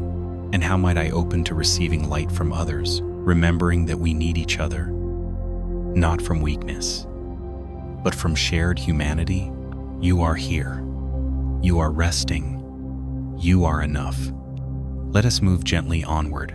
Loneliness is a quiet ache, sometimes barely perceptible, sometimes overwhelming. In modern American life, many carry this ache in silence. They may be surrounded by people in offices, in stores, even in their own homes, and yet feel unseen, untouched at the heart. They may scroll endlessly through social media, watching the curated lives of others, while feeling a growing emptiness inside. They may long for deeper connection, yet feel unsure how to find it, or afraid to risk the vulnerability it requires. This is not weakness. It is human. We are, by nature, relational beings. From birth, we are wired for connection. The absence of it leaves a wound. No amount of success or material comfort can fully heal. The COVID-19 pandemic laid this truth bare for many Americans. Isolation, while necessary for physical safety, revealed just how much we rely on small, daily human interactions for emotional well-being. As life returns to a faster pace, the temptation is to rush back into busyness, filling calendars, chasing productivity, numbing the deeper ache. But if we pause and listen, the call beneath the noise remains, a longing for true connection, for presence, for mutual seeing, for belonging. How, then, do we begin to meet this longing? How do we light the lamp of connection first within ourselves, and then in our relationships with others? It begins, paradoxically, by turning inward. Often, we seek connection outwardly while neglecting our inner relationship. We look to others to fill a void we have not tended ourselves. But when we sit with our own heart in silence, in mindfulness, we begin to understand its needs, its wounds, its capacities. We learn to offer ourselves the kindness and presence we so long for from others. This does not replace human connection, but it grounds it. When we connect with others from a place of self-awareness and self-compassion, the quality of that connection deepens. We no longer seek to fill a bottomless need. We seek to share wholeness. Second, by practicing presence with those around us. Many experiences of loneliness arise not from physical solitude, but from relational disconnection. We may be in a room with others' family, co-workers, friends, yet feel invisible if no one is truly present. And often, we unknowingly contribute to this dynamic ourselves, distracted, preoccupied, not fully there. To light the lamp of connection is to choose presence, to put down the phone when someone is speaking, to listen without formulating a response, to make eye contact, to ask sincere questions, and to care about the answers. Such simple acts nourish connection more deeply than grand gestures. Third, by embracing vulnerability. Connection requires risk. To be seen is to risk being misunderstood or rejected. But without this risk, relationships remain shallow. The more we practice sharing authentically our hopes, fears, struggles, joys, the more we invite others to do the same. And through this mutual revealing, true intimacy grows. Fourth, by seeking community intentionally. In American culture, where individualism is strong, many wait passively for connection to find them. But often, it must be cultivated. Joining groups that align with one's values, volunteering, attending workshops, spiritual gatherings, or local events. Not every attempt will lead to deep connection. That is natural. But each effort is a lamp lit, increasing the chances of finding kindred spirits. Fifth, by honoring small connections. Deep friendships are precious, but even brief. Positive interactions can alleviate loneliness.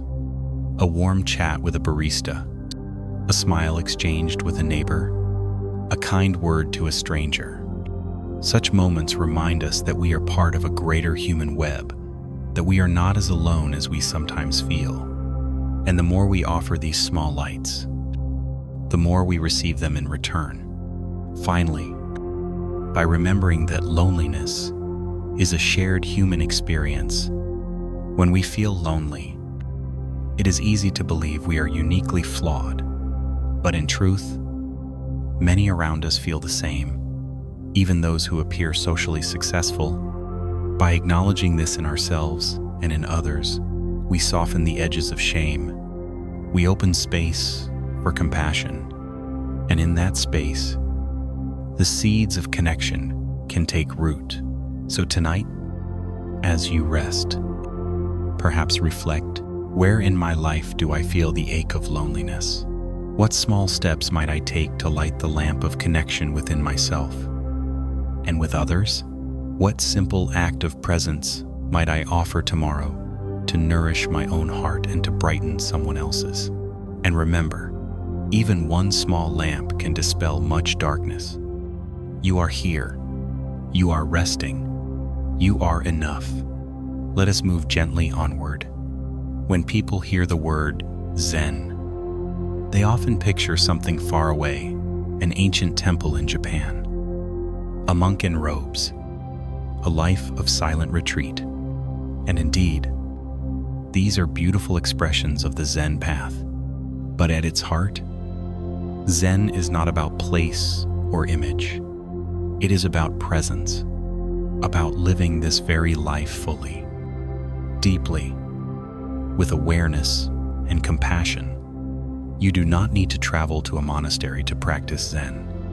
You do not need to become a different person. You can begin here, now, in the life you already live, in the American life you already inhabit, with its unique rhythms, challenges, and beauty. What does this look like in practice? It begins with an attitude, a way of seeing. Zen invites us to meet each moment freshly, with what is called beginner's mind. This means letting go, as best we can, of the layers of judgment, a bit, and assumption that often cloud our experience. It means being curious, open, as if encountering life for the first time. Imagine approaching a morning cup of coffee with beginner's mind, feeling the warmth of the mug in your hands, noticing the aroma rising, savoring the first sip, No rush, no distraction, just presence. Or walking through your neighborhood, seeing the trees not as those same old trees, but as living beings, unique in this moment. Feeling the ground beneath your feet, hearing the song of a bird, as if it were a gift, which it is. This is everyday Zen, noticing the extraordinary in the ordinary, bringing attention, kare, and gratitude to what might otherwise be overlooked. In American culture, where speed and efficiency are often glorified, this is a radical practice. To slow down, to do one thing at a time, to fully inhabit this breath, this step, this conversation. Such mindfulness does not mean withdrawing from life. It means engaging it more fully. When you wash the dishes, wash the dishes.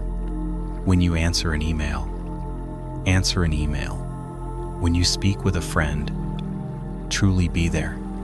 Of course, life in America, like life anywhere, is not always calm. There are bills to pay, children to care for, work deadlines to meet. Mindfulness in such a life is not about creating artificial stillness. It is about weaving presence into the flow of the day, perhaps beginning the morning with 3 conscious breaths before reaching for your phone, perhaps pausing for a moment of gratitude before a meal, perhaps noticing your body and breath during a busy workday. Such simple practices accumulate. They strengthen the inner lamp. Zen also invites us to embrace impermanence, the truth that all things change.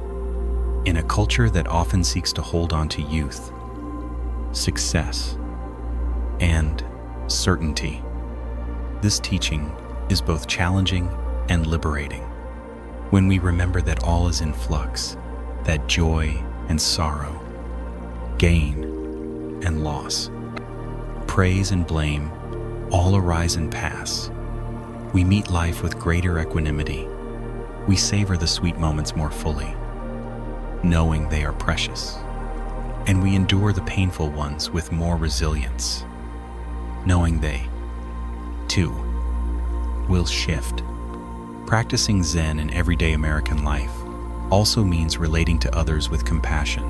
In traffic, can we see not that annoying driver, but a fellow human being, perhaps stressed, perhaps distracted, perhaps suffering? In political conversations, can we listen not just to arguments, but to the fears and hopes beneath them? In family life, can we meet each person not as a fixed identity, the difficult parent, the stubborn child, but as a changing, evolving being, worthy of understanding? Each such moment is an opportunity to light a lamp. Zen also honors the value of simplicity. In a culture of constant consumption, this is a refreshing invitation. What truly nourishes us? Often, it is not more things, but more presence. Not more entertainment, but more connection. Not more speed, but more depth.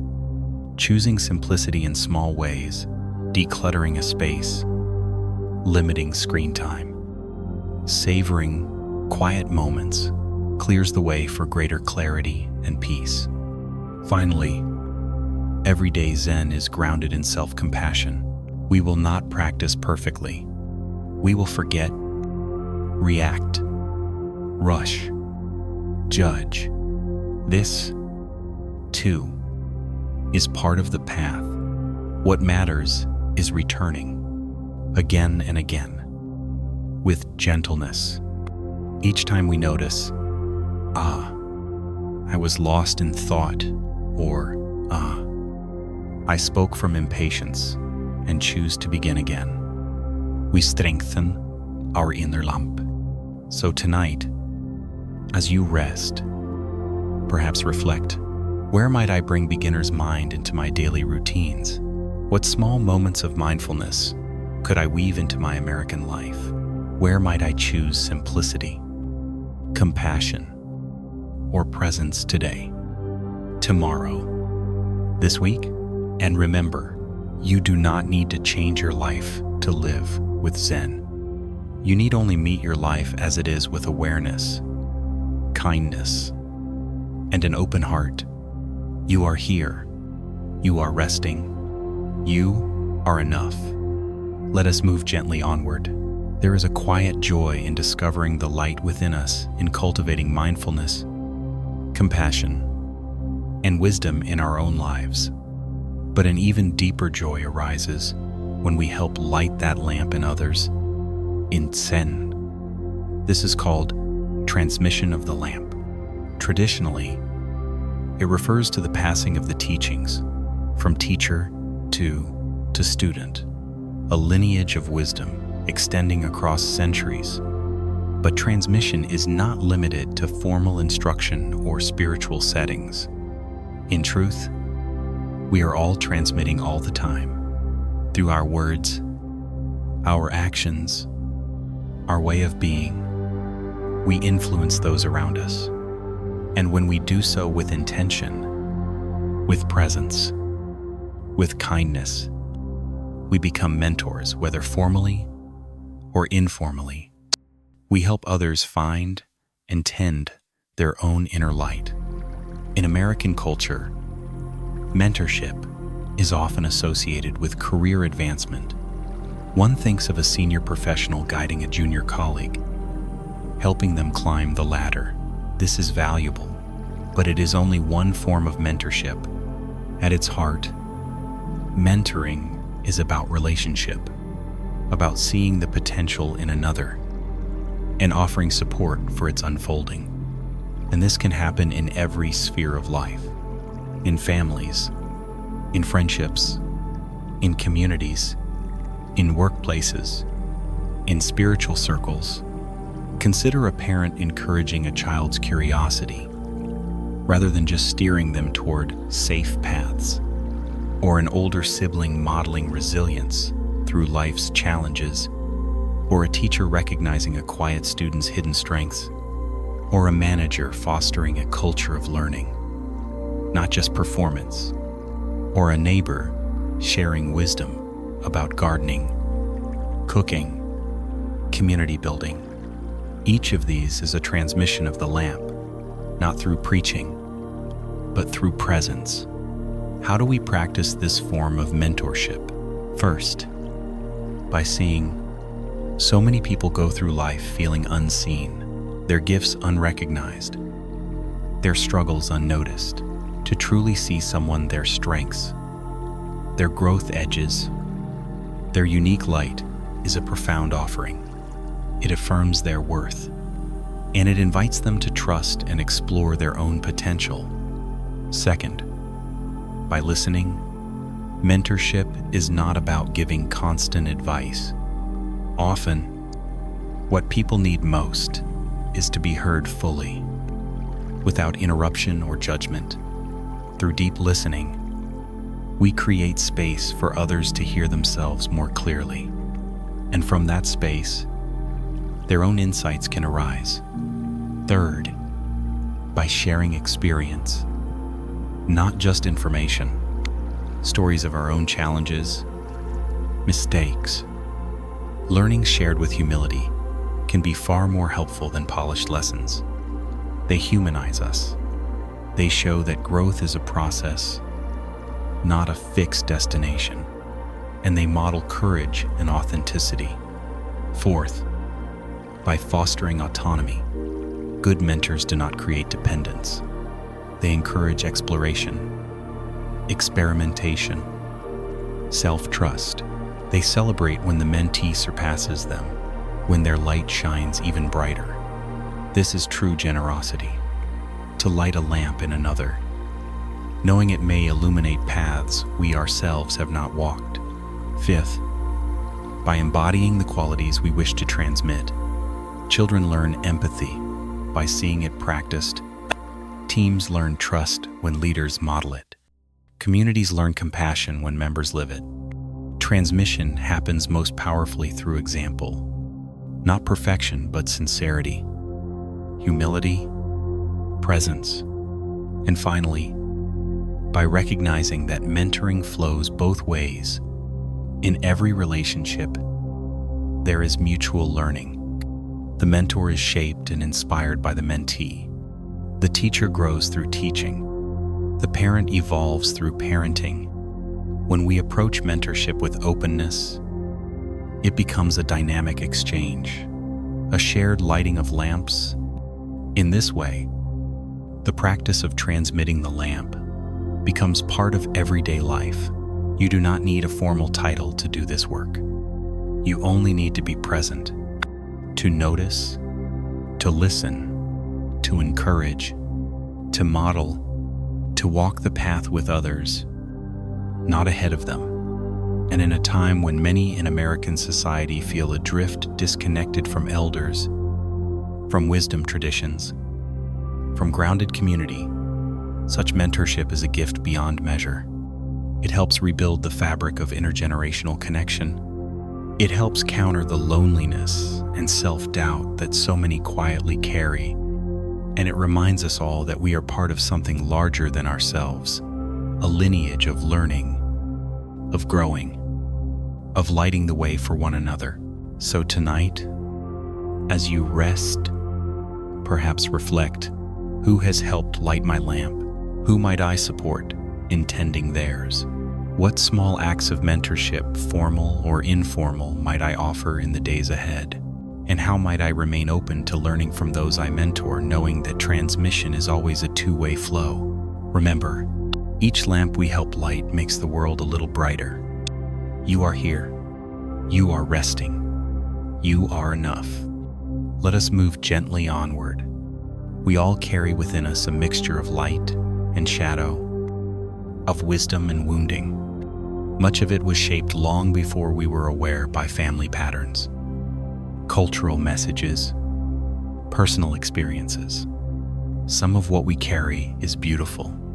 Traditions of kindness, lessons in resilience, gifts of creativity, humor, compassion.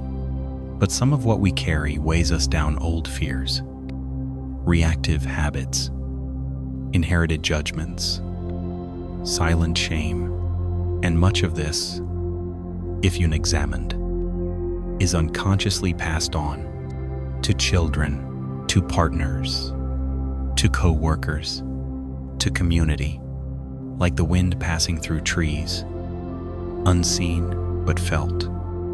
The energy of our unhealed wounds ripples outward. In American life, where generational change happens quickly and cultures shift rapidly, this dynamic is especially poignant. Many today are actively questioning the legacies they've inherited. Racial biases, gender roles, definitions of success, relationship patterns, parenting norms, workaholism. There is a collective longing to break cycles of harm and to foster healthier, more inclusive ways of being. This is deep, courageous work. It begins with awareness. Letting go of what should not be passed on is not about blaming the past. Our parents, teachers, and ancestors were shaped by forces they did not choose. They passed on what they knew, often doing their best. And we, too, will pass on imperfectly. But when we meet this truth with compassion and responsibility, a profound opportunity arises to become conscious stewards of what we transmit, to choose, with increasing clarity, what we release and what we cultivate.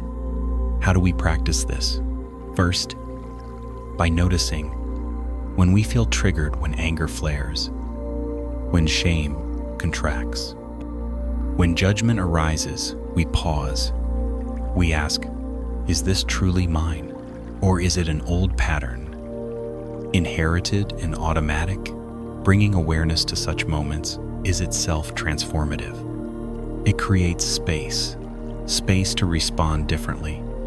Second, By tracing patterns, many of the habits we wish to release were woven into us early through reflection, therapy, journaling, or spiritual practice.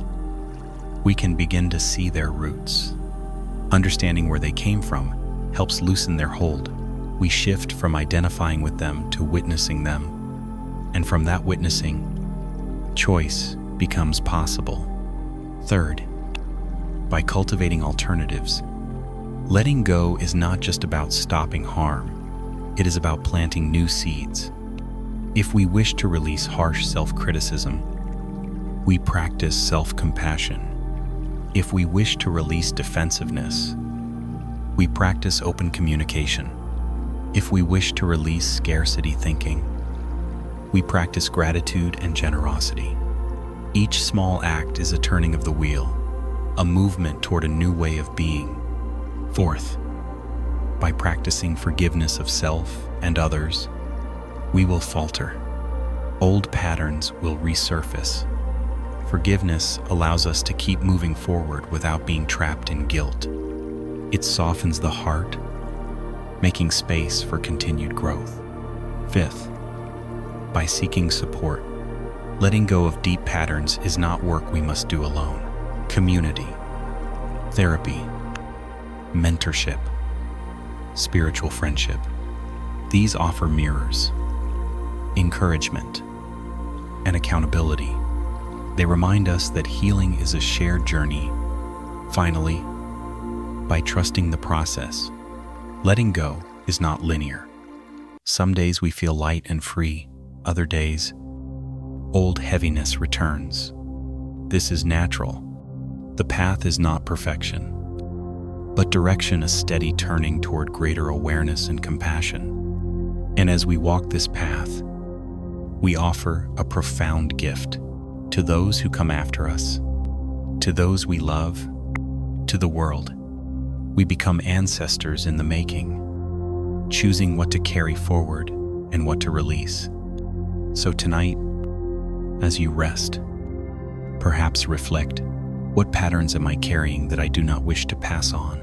Where might I practice greater awareness, compassion, and choice? What new seeds do I wish to plant for myself and for others? And remember, every act of letting go is a lamp clearing space for more light to enter and to shine outward. You are here. You are resting. You are enough. Let us move gently onward. There is a deep hunger for simplicity in the modern world. In America especially, life often moves at a relentless pace.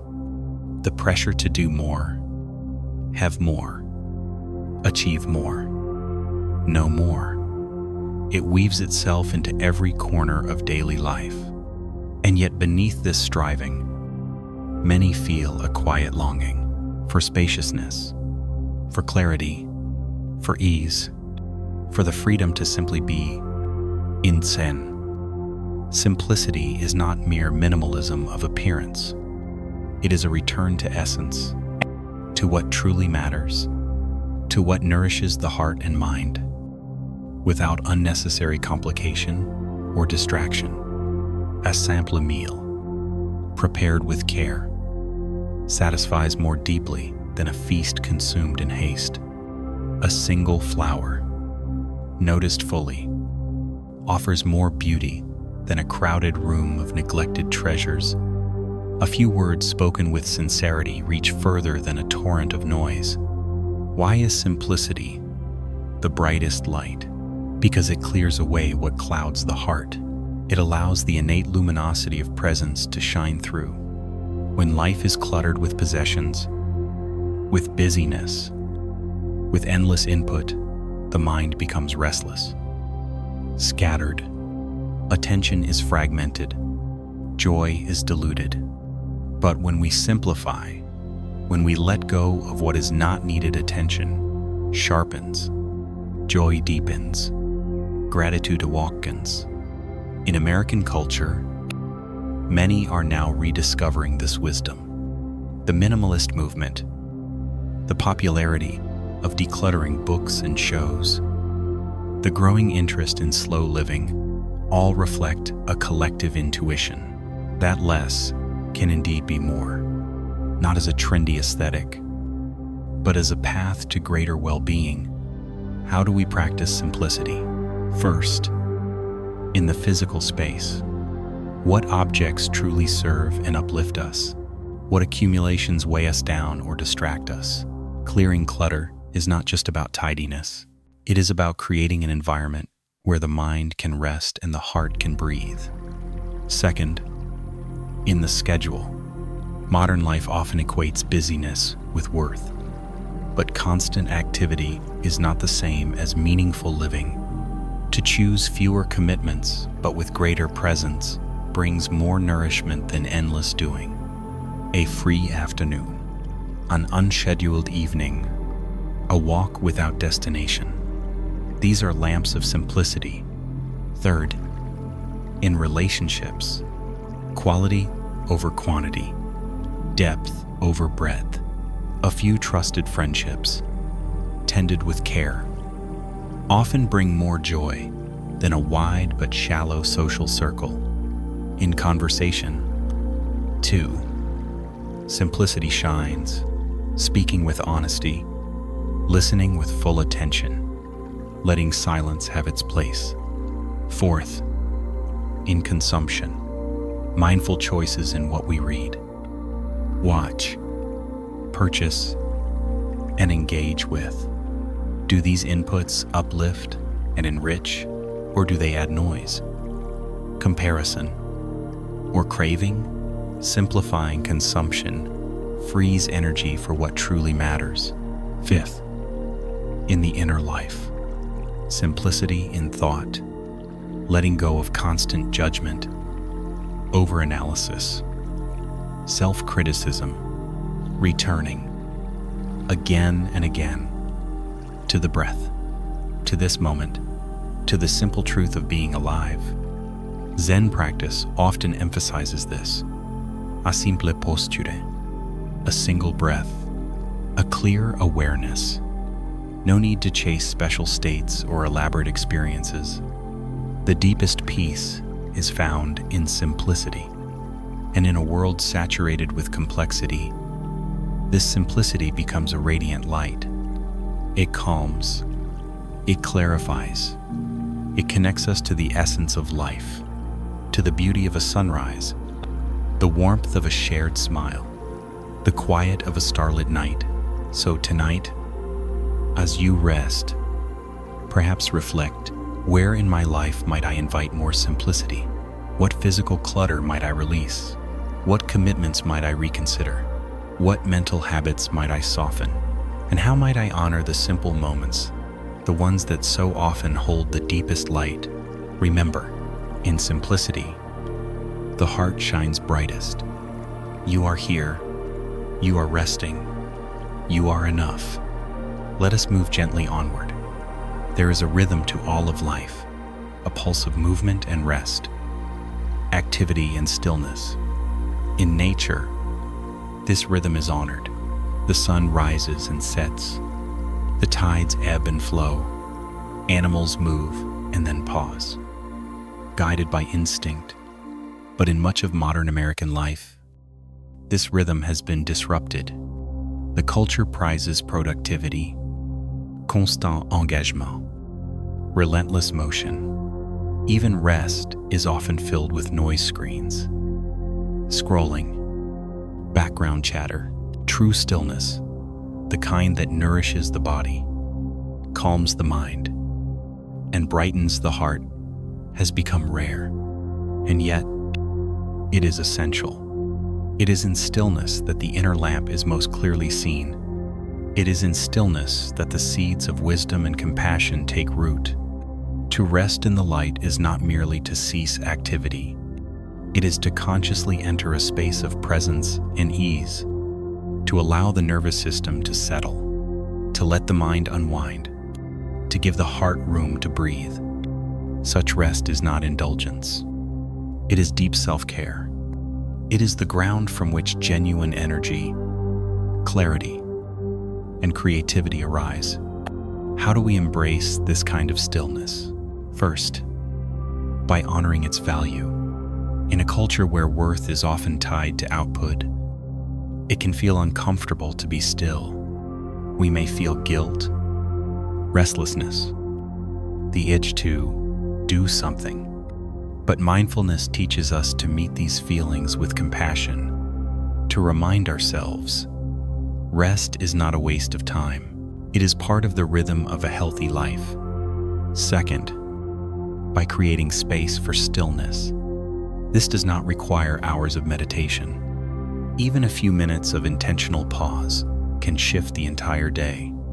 A moment of silence before beginning work, a mindful breath between tasks, a quiet walk in nature, without headphones or agenda, a few moments of simply sitting, doing nothing, and allowing the senses to open. These are lamps of stillness, scattered throughout the day. Third, by embracing stillness in the body. Often, the body carries residual tension from constant activity. To release this tension is to invite deeper rest, gentle stretching, conscious relaxation scanning the body from head to toe, inviting ease, restorative postures, supported by cushions or blankets. Such practices signal safety to the nervous system, allowing it to shift from fight or flight into rest and digest. Fourth, by quieting the mind.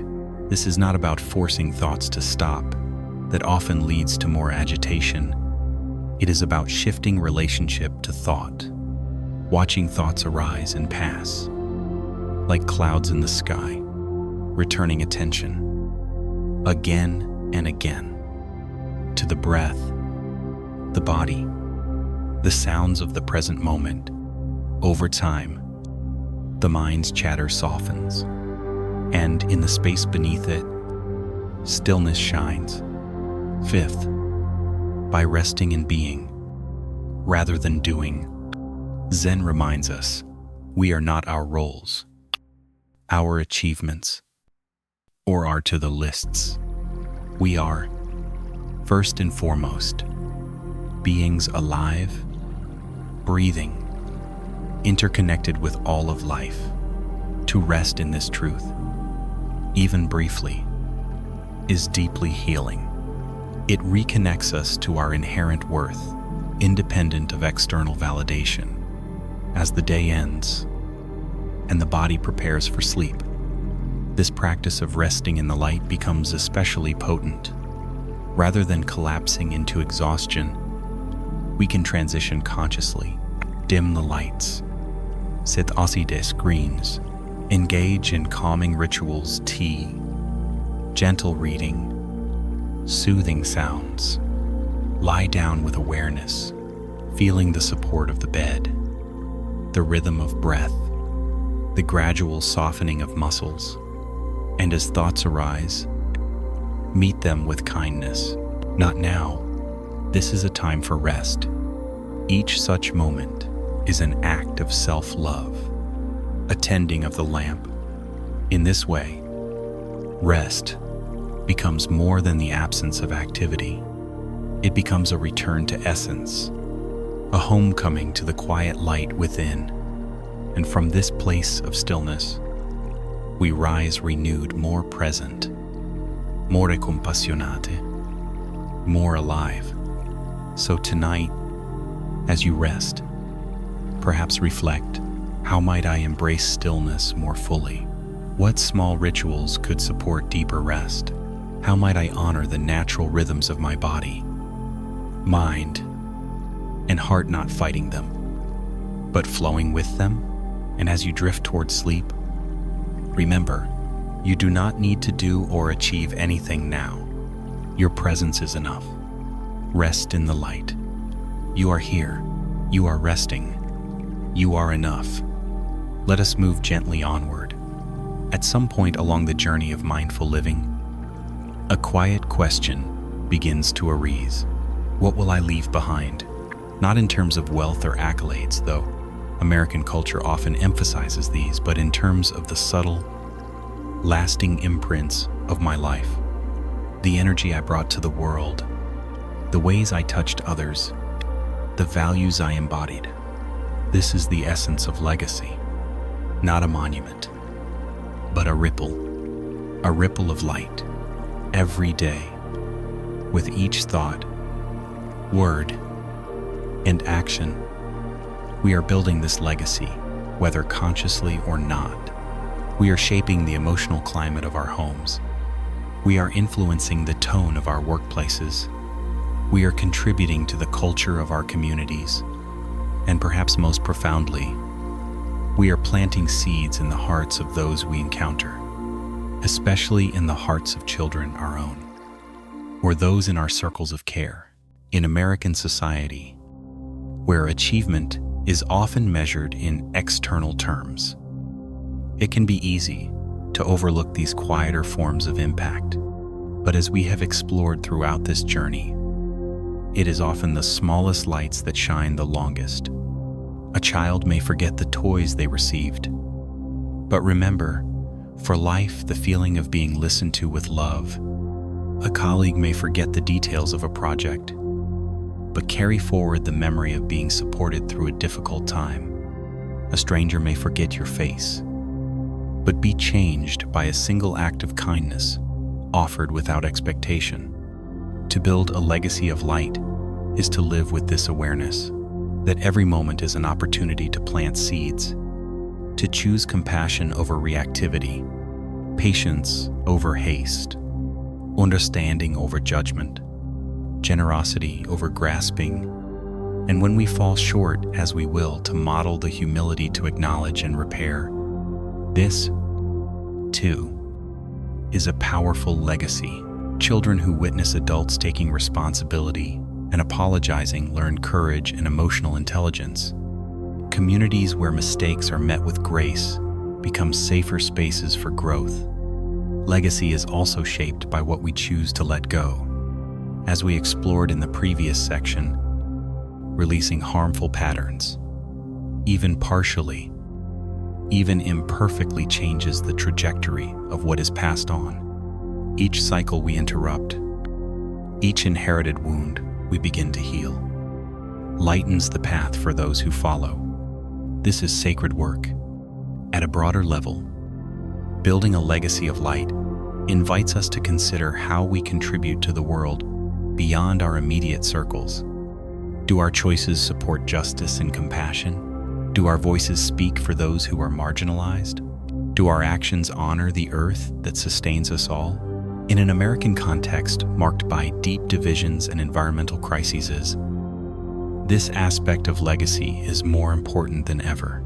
We are ancestors in the making, shaping not just family stories, but the future of communities and ecosystems. Yet this need not be overwhelming. The path of light is walked one step at a time, one mindful breath, one conscious choice, one act of kindness, over and over.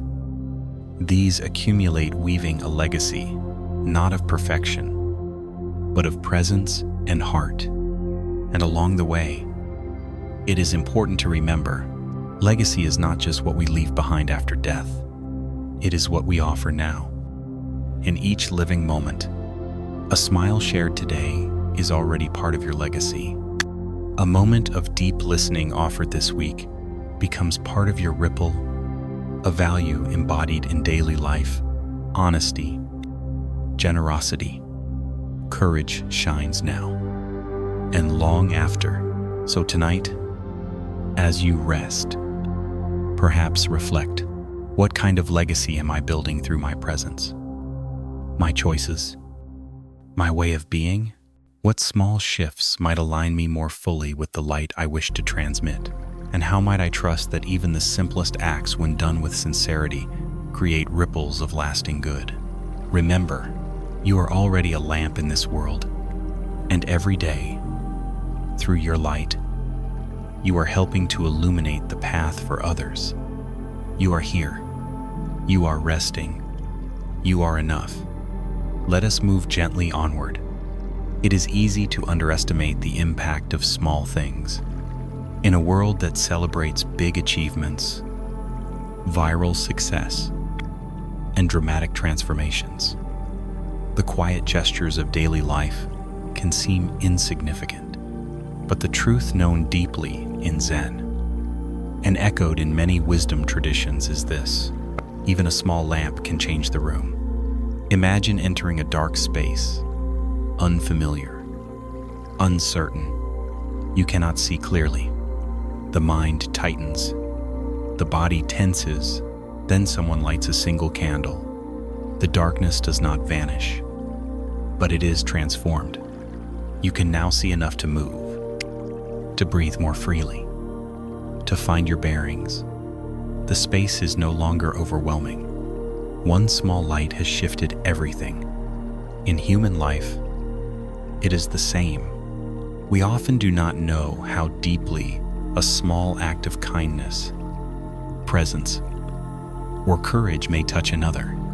A smile to a stranger on a hard day, a word of encouragement to a discouraged friend, a patient listening when someone needs to be heard, a gesture of inclusion when someone feels on the margins. These are small lamps, and their light may reach further than we imagine. Consider this: many of us carry in our hearts the memory of some small act that changed us.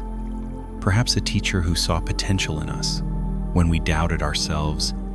Perhaps a neighbor who offered help when we felt alone. Perhaps a stranger whose kindness restored our faith in humanity for a moment. These moments remain, sometimes shaping our path in ways we only understand years later. And often, the person who offered the light had no idea how much it mattered. In American life today, where loneliness, stress, and polarization are common, the power of small lights is immense.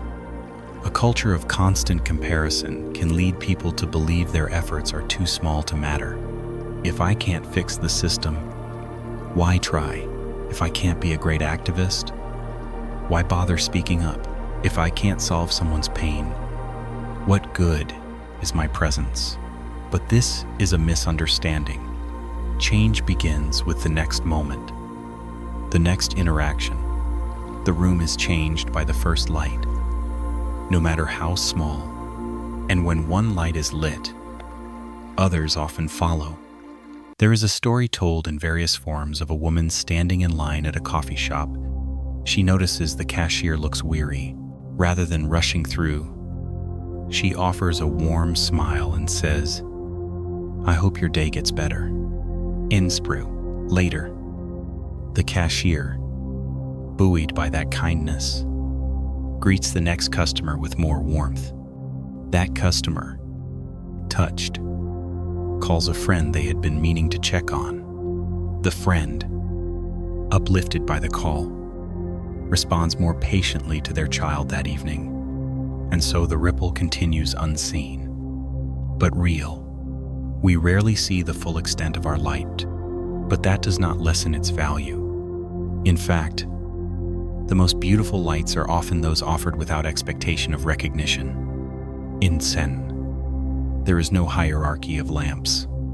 The grand temple lamp and the smallest votive on a home altar both shine, both dispel darkness, both warm the heart. And so it is in life. You do not need a platform, a title, or a grand gesture to be a lamp.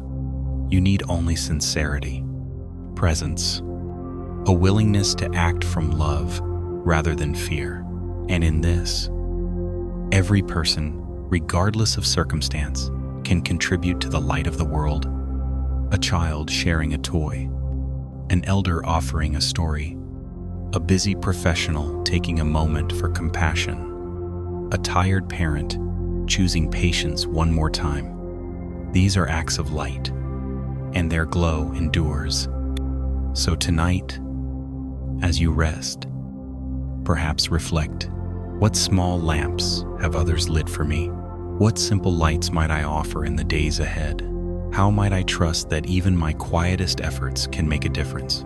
And remember, even a small lamp can change the room. And in a world hungry for light, Every lamp matters.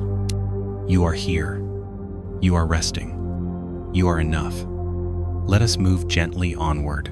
If each of us carries an inner lamp, a capacity for presence, compassion, and wisdom, why does it sometimes seem so dim? Why do we so often react with impatience, fear, or judgment?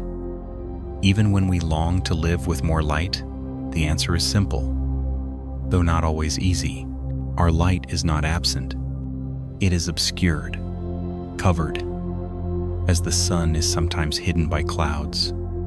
Zen teaches that the true nature of the mind is luminous, clear, open, capable of great compassion. But through life's experiences, layers of conditioning build up, old wounds, limiting beliefs, unprocessed emotions, cultural messages. These form the clouds that block our light, and because they often operate unconsciously, we may not even realize how much they shape our thoughts, behaviors, and relationships. In American life, certain cultural patterns can reinforce these clouds.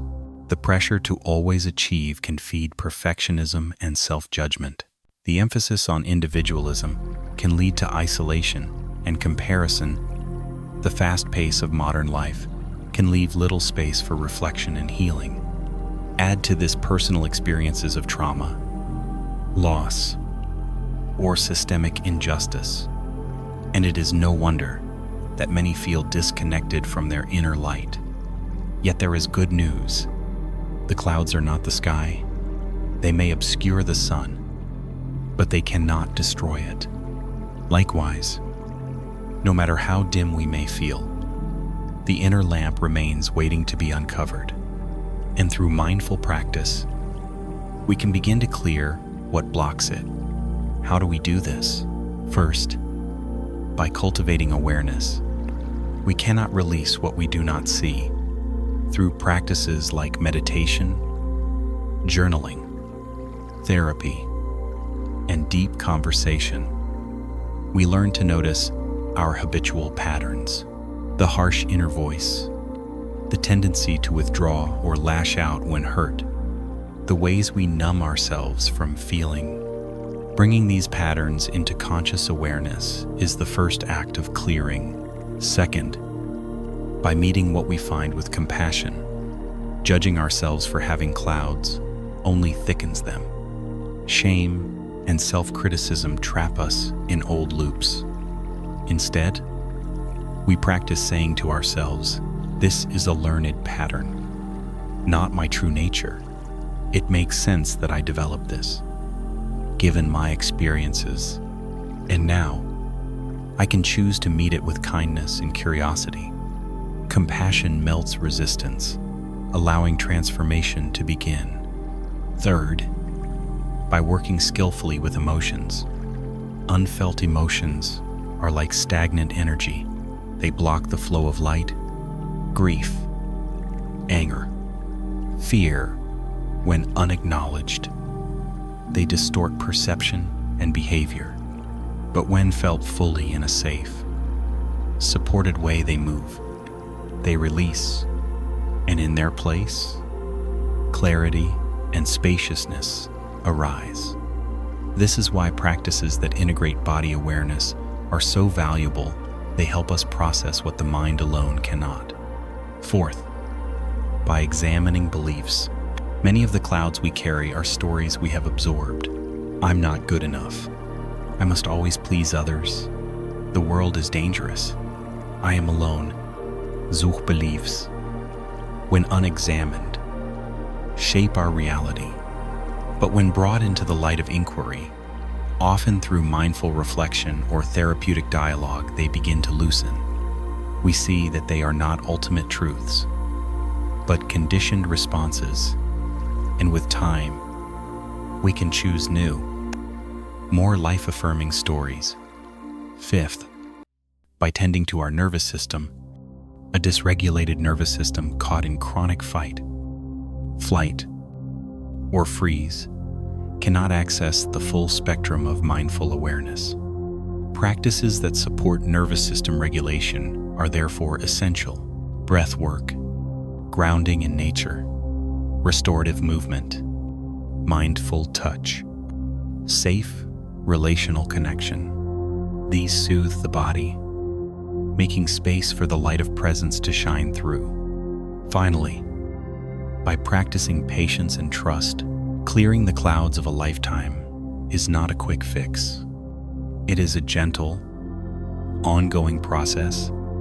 Some days the sky will feel bright and open. Other days, clouds will return. This is natural. What matters is the willingness to return again and again to the path of awareness and compassion, to trust that beneath it all, the light remains. And as we do this work, not perfectly, but sincerely, something beautiful happens. Not only does our own lamp shine more steadily, but we become more capable of helping others clear their clouds. Through our presence, our patience, our modeling of self-compassion, we create a ripple of healing. We contribute to a world with a little more light. So tonight, as you rest, perhaps reflect. What clouds am I ready to meet with compassion? What emotions, beliefs, or patterns might I begin to explore with gentle curiosity?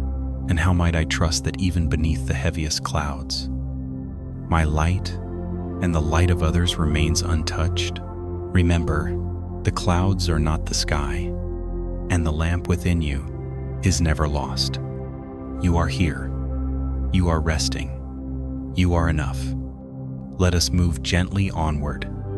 As we near the end of this gentle journey together, let us return to a simple, powerful image. Each of us carries a lamp.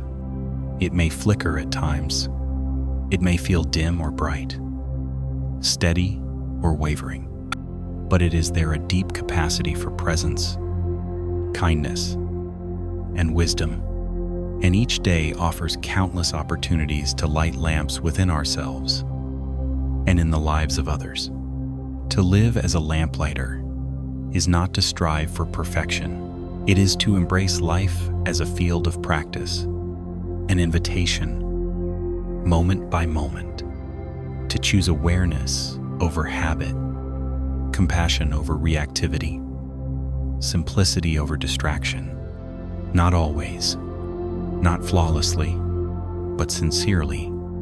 In American life, where many feel pulled in too many directions, this intention is especially grounding. It shifts the focus from outcome to presence, from achieving to embodying, from doing more to being more fully here. How might this look in daily life? It begins first thing in the morning. Before reaching for your phone or entering the day's rush, pause, take a breath, place a hand on your heart. If you wish, set a simple intention. Today, may I light at least one lamp, perhaps for myself, perhaps for someone else, perhaps both. Then, move into the day with this quiet curiosity. Where are the lamps waiting to be lit? A kind word to the barista, a moment of patience in traffic, a listening ear for a colleague or friend, a small act of care for your body. No act is too small. Even one lamp can change the room. And each lamp you light strengthens your own flame.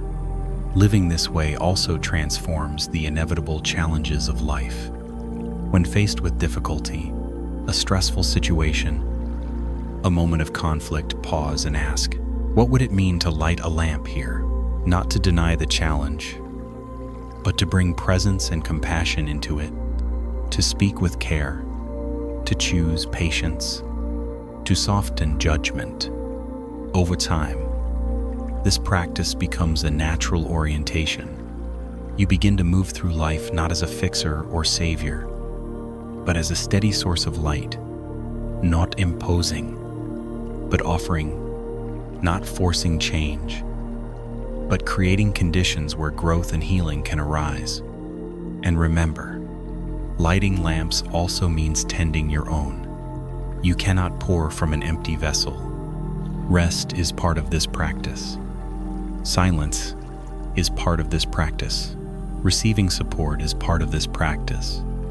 When you honor your own needs with compassion, your light shines more clearly and sustainably. It is also important to release attachment to results. You may light a lamp for someone and never see its effect. That is fine. The act itself matters. It plants a seed that may bloom unseen in its own time. In a world so often caught in cycles of fear and division, the simple choice to light lamps again and again is an act of quiet revolution, a way of contributing to the slow, steady transformation of culture, a way of reclaiming our shared humanity. So as you move forward from this listening space, consider, how might I live each day as a lamplighter? What small shifts in awareness, speech, or action might support this? How might I meet myself with patience and compassion when the lamp flickers, knowing this, too, is part of the path? And most of all, trust. Your light matters more than you may ever know, in ways seen and unseen, in ripples that may outlast this lifetime. You are here. You are resting. You are enough. Let us move gently onward. And so, dear one, we have traveled together gently, breath by breath, through these reflections, through moments of stillness, through the remembering of light within, through the softening of what obscures it, and perhaps now, as you rest deeper into this space, a simple truth begins to settle. We are all lamps on the path. Not one of us shines alone. Across families, across friendships, across communities, across time, each light touches others, sometimes in ways we see, often in ways we do not. A kind gesture echoes through generations. A moment of presence shifts the course of a life. A choice to heal ripples outward in unseen waves. And none of us walks this path perfectly.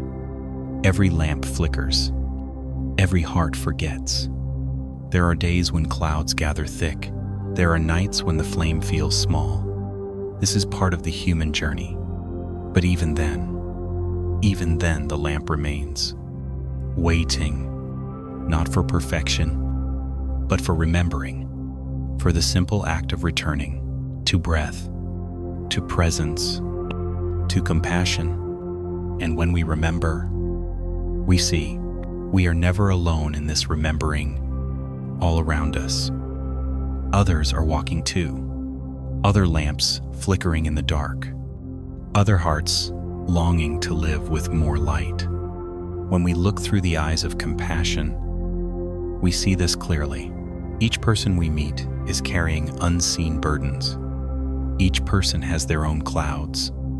And each person, yes, each carries a light worthy of tending. To live with this awareness is to walk the path of the Bodhisattva, one who commits, in every moment, to easing suffering and nurturing awakening in self and others, not as a grand vow, but as a way of being, a choice, renewed each day to meet life with kindness, to speak with care, to act with integrity, to rest in simplicity, and in doing so, to light lamps wherever we go.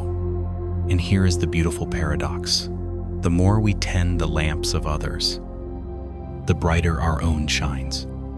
The more we give love, the more we feel love, the more we offer peace, the more we know peace. There is no path too humble for this practice. Washing dishes, answering an email, sitting in traffic, rocking a child to sleep. Moment, an opportunity. Each act, a lamp. And as we remember this again and again, life becomes more spacious. We stop striving to get somewhere, We begin instead to be here, to walk the path as it is, with the companions we find along the way. And in this walking, in this shared lighting of lamps, we weave a legacy of light far beyond what we can measure. So tonight, as this chapter of our journey nears its close, let us rest in this knowing we are all lamps on the path, each with our own glow, each with our own gifts, each needed. There is room for every light, and together we can brighten the way for ourselves, for one another, for this world so longing for illumination. You are here, you are resting, you are enough, and your light matters. Now and always, let us move gently onward. And now, dear one, you have walked a long and gentle path, step by step, breath by breath. Together, we have lit lamps in the heart, in the mind, in the quiet spaces of the soul. You have reflected with courage. You have softened where you could. You have rested in presence. There is no need to grasp, no need to judge how well you walked. The path itself is enough. Your being here in this moment, with this breath, is enough. As you settle now, let the words drift like leaves on a stream. There is nothing more to take in, nothing more to do. You may imagine, if you like, a gentle lamp within you, steady, warm, its glow reaching softly through the body, easing tension, soothing the breath, its light offering comfort to the places that feel weary. No effort needed, simply allowing. If thoughts arise, greet them kindly and let them pass. If emotions stir, welcome them gently and let them rest. If sleep comes, let it come. If wakefulness remains, let it remain. All is well. In this space, you are held by the breath, by the earth beneath you, by the quiet presence you have cultivated. You have walked this path with sincerity, and whatever the day or night ahead may bring, the light within you remains, always available, always enough. So, let us close with a simple intention. May I continue to walk gently. May I meet myself and others with compassion. May I trust the light within and around me. And may I rest deeply and peacefully in this knowing you are here, you are resting, you are enough. Sleep well, dear one. May your lamp shine always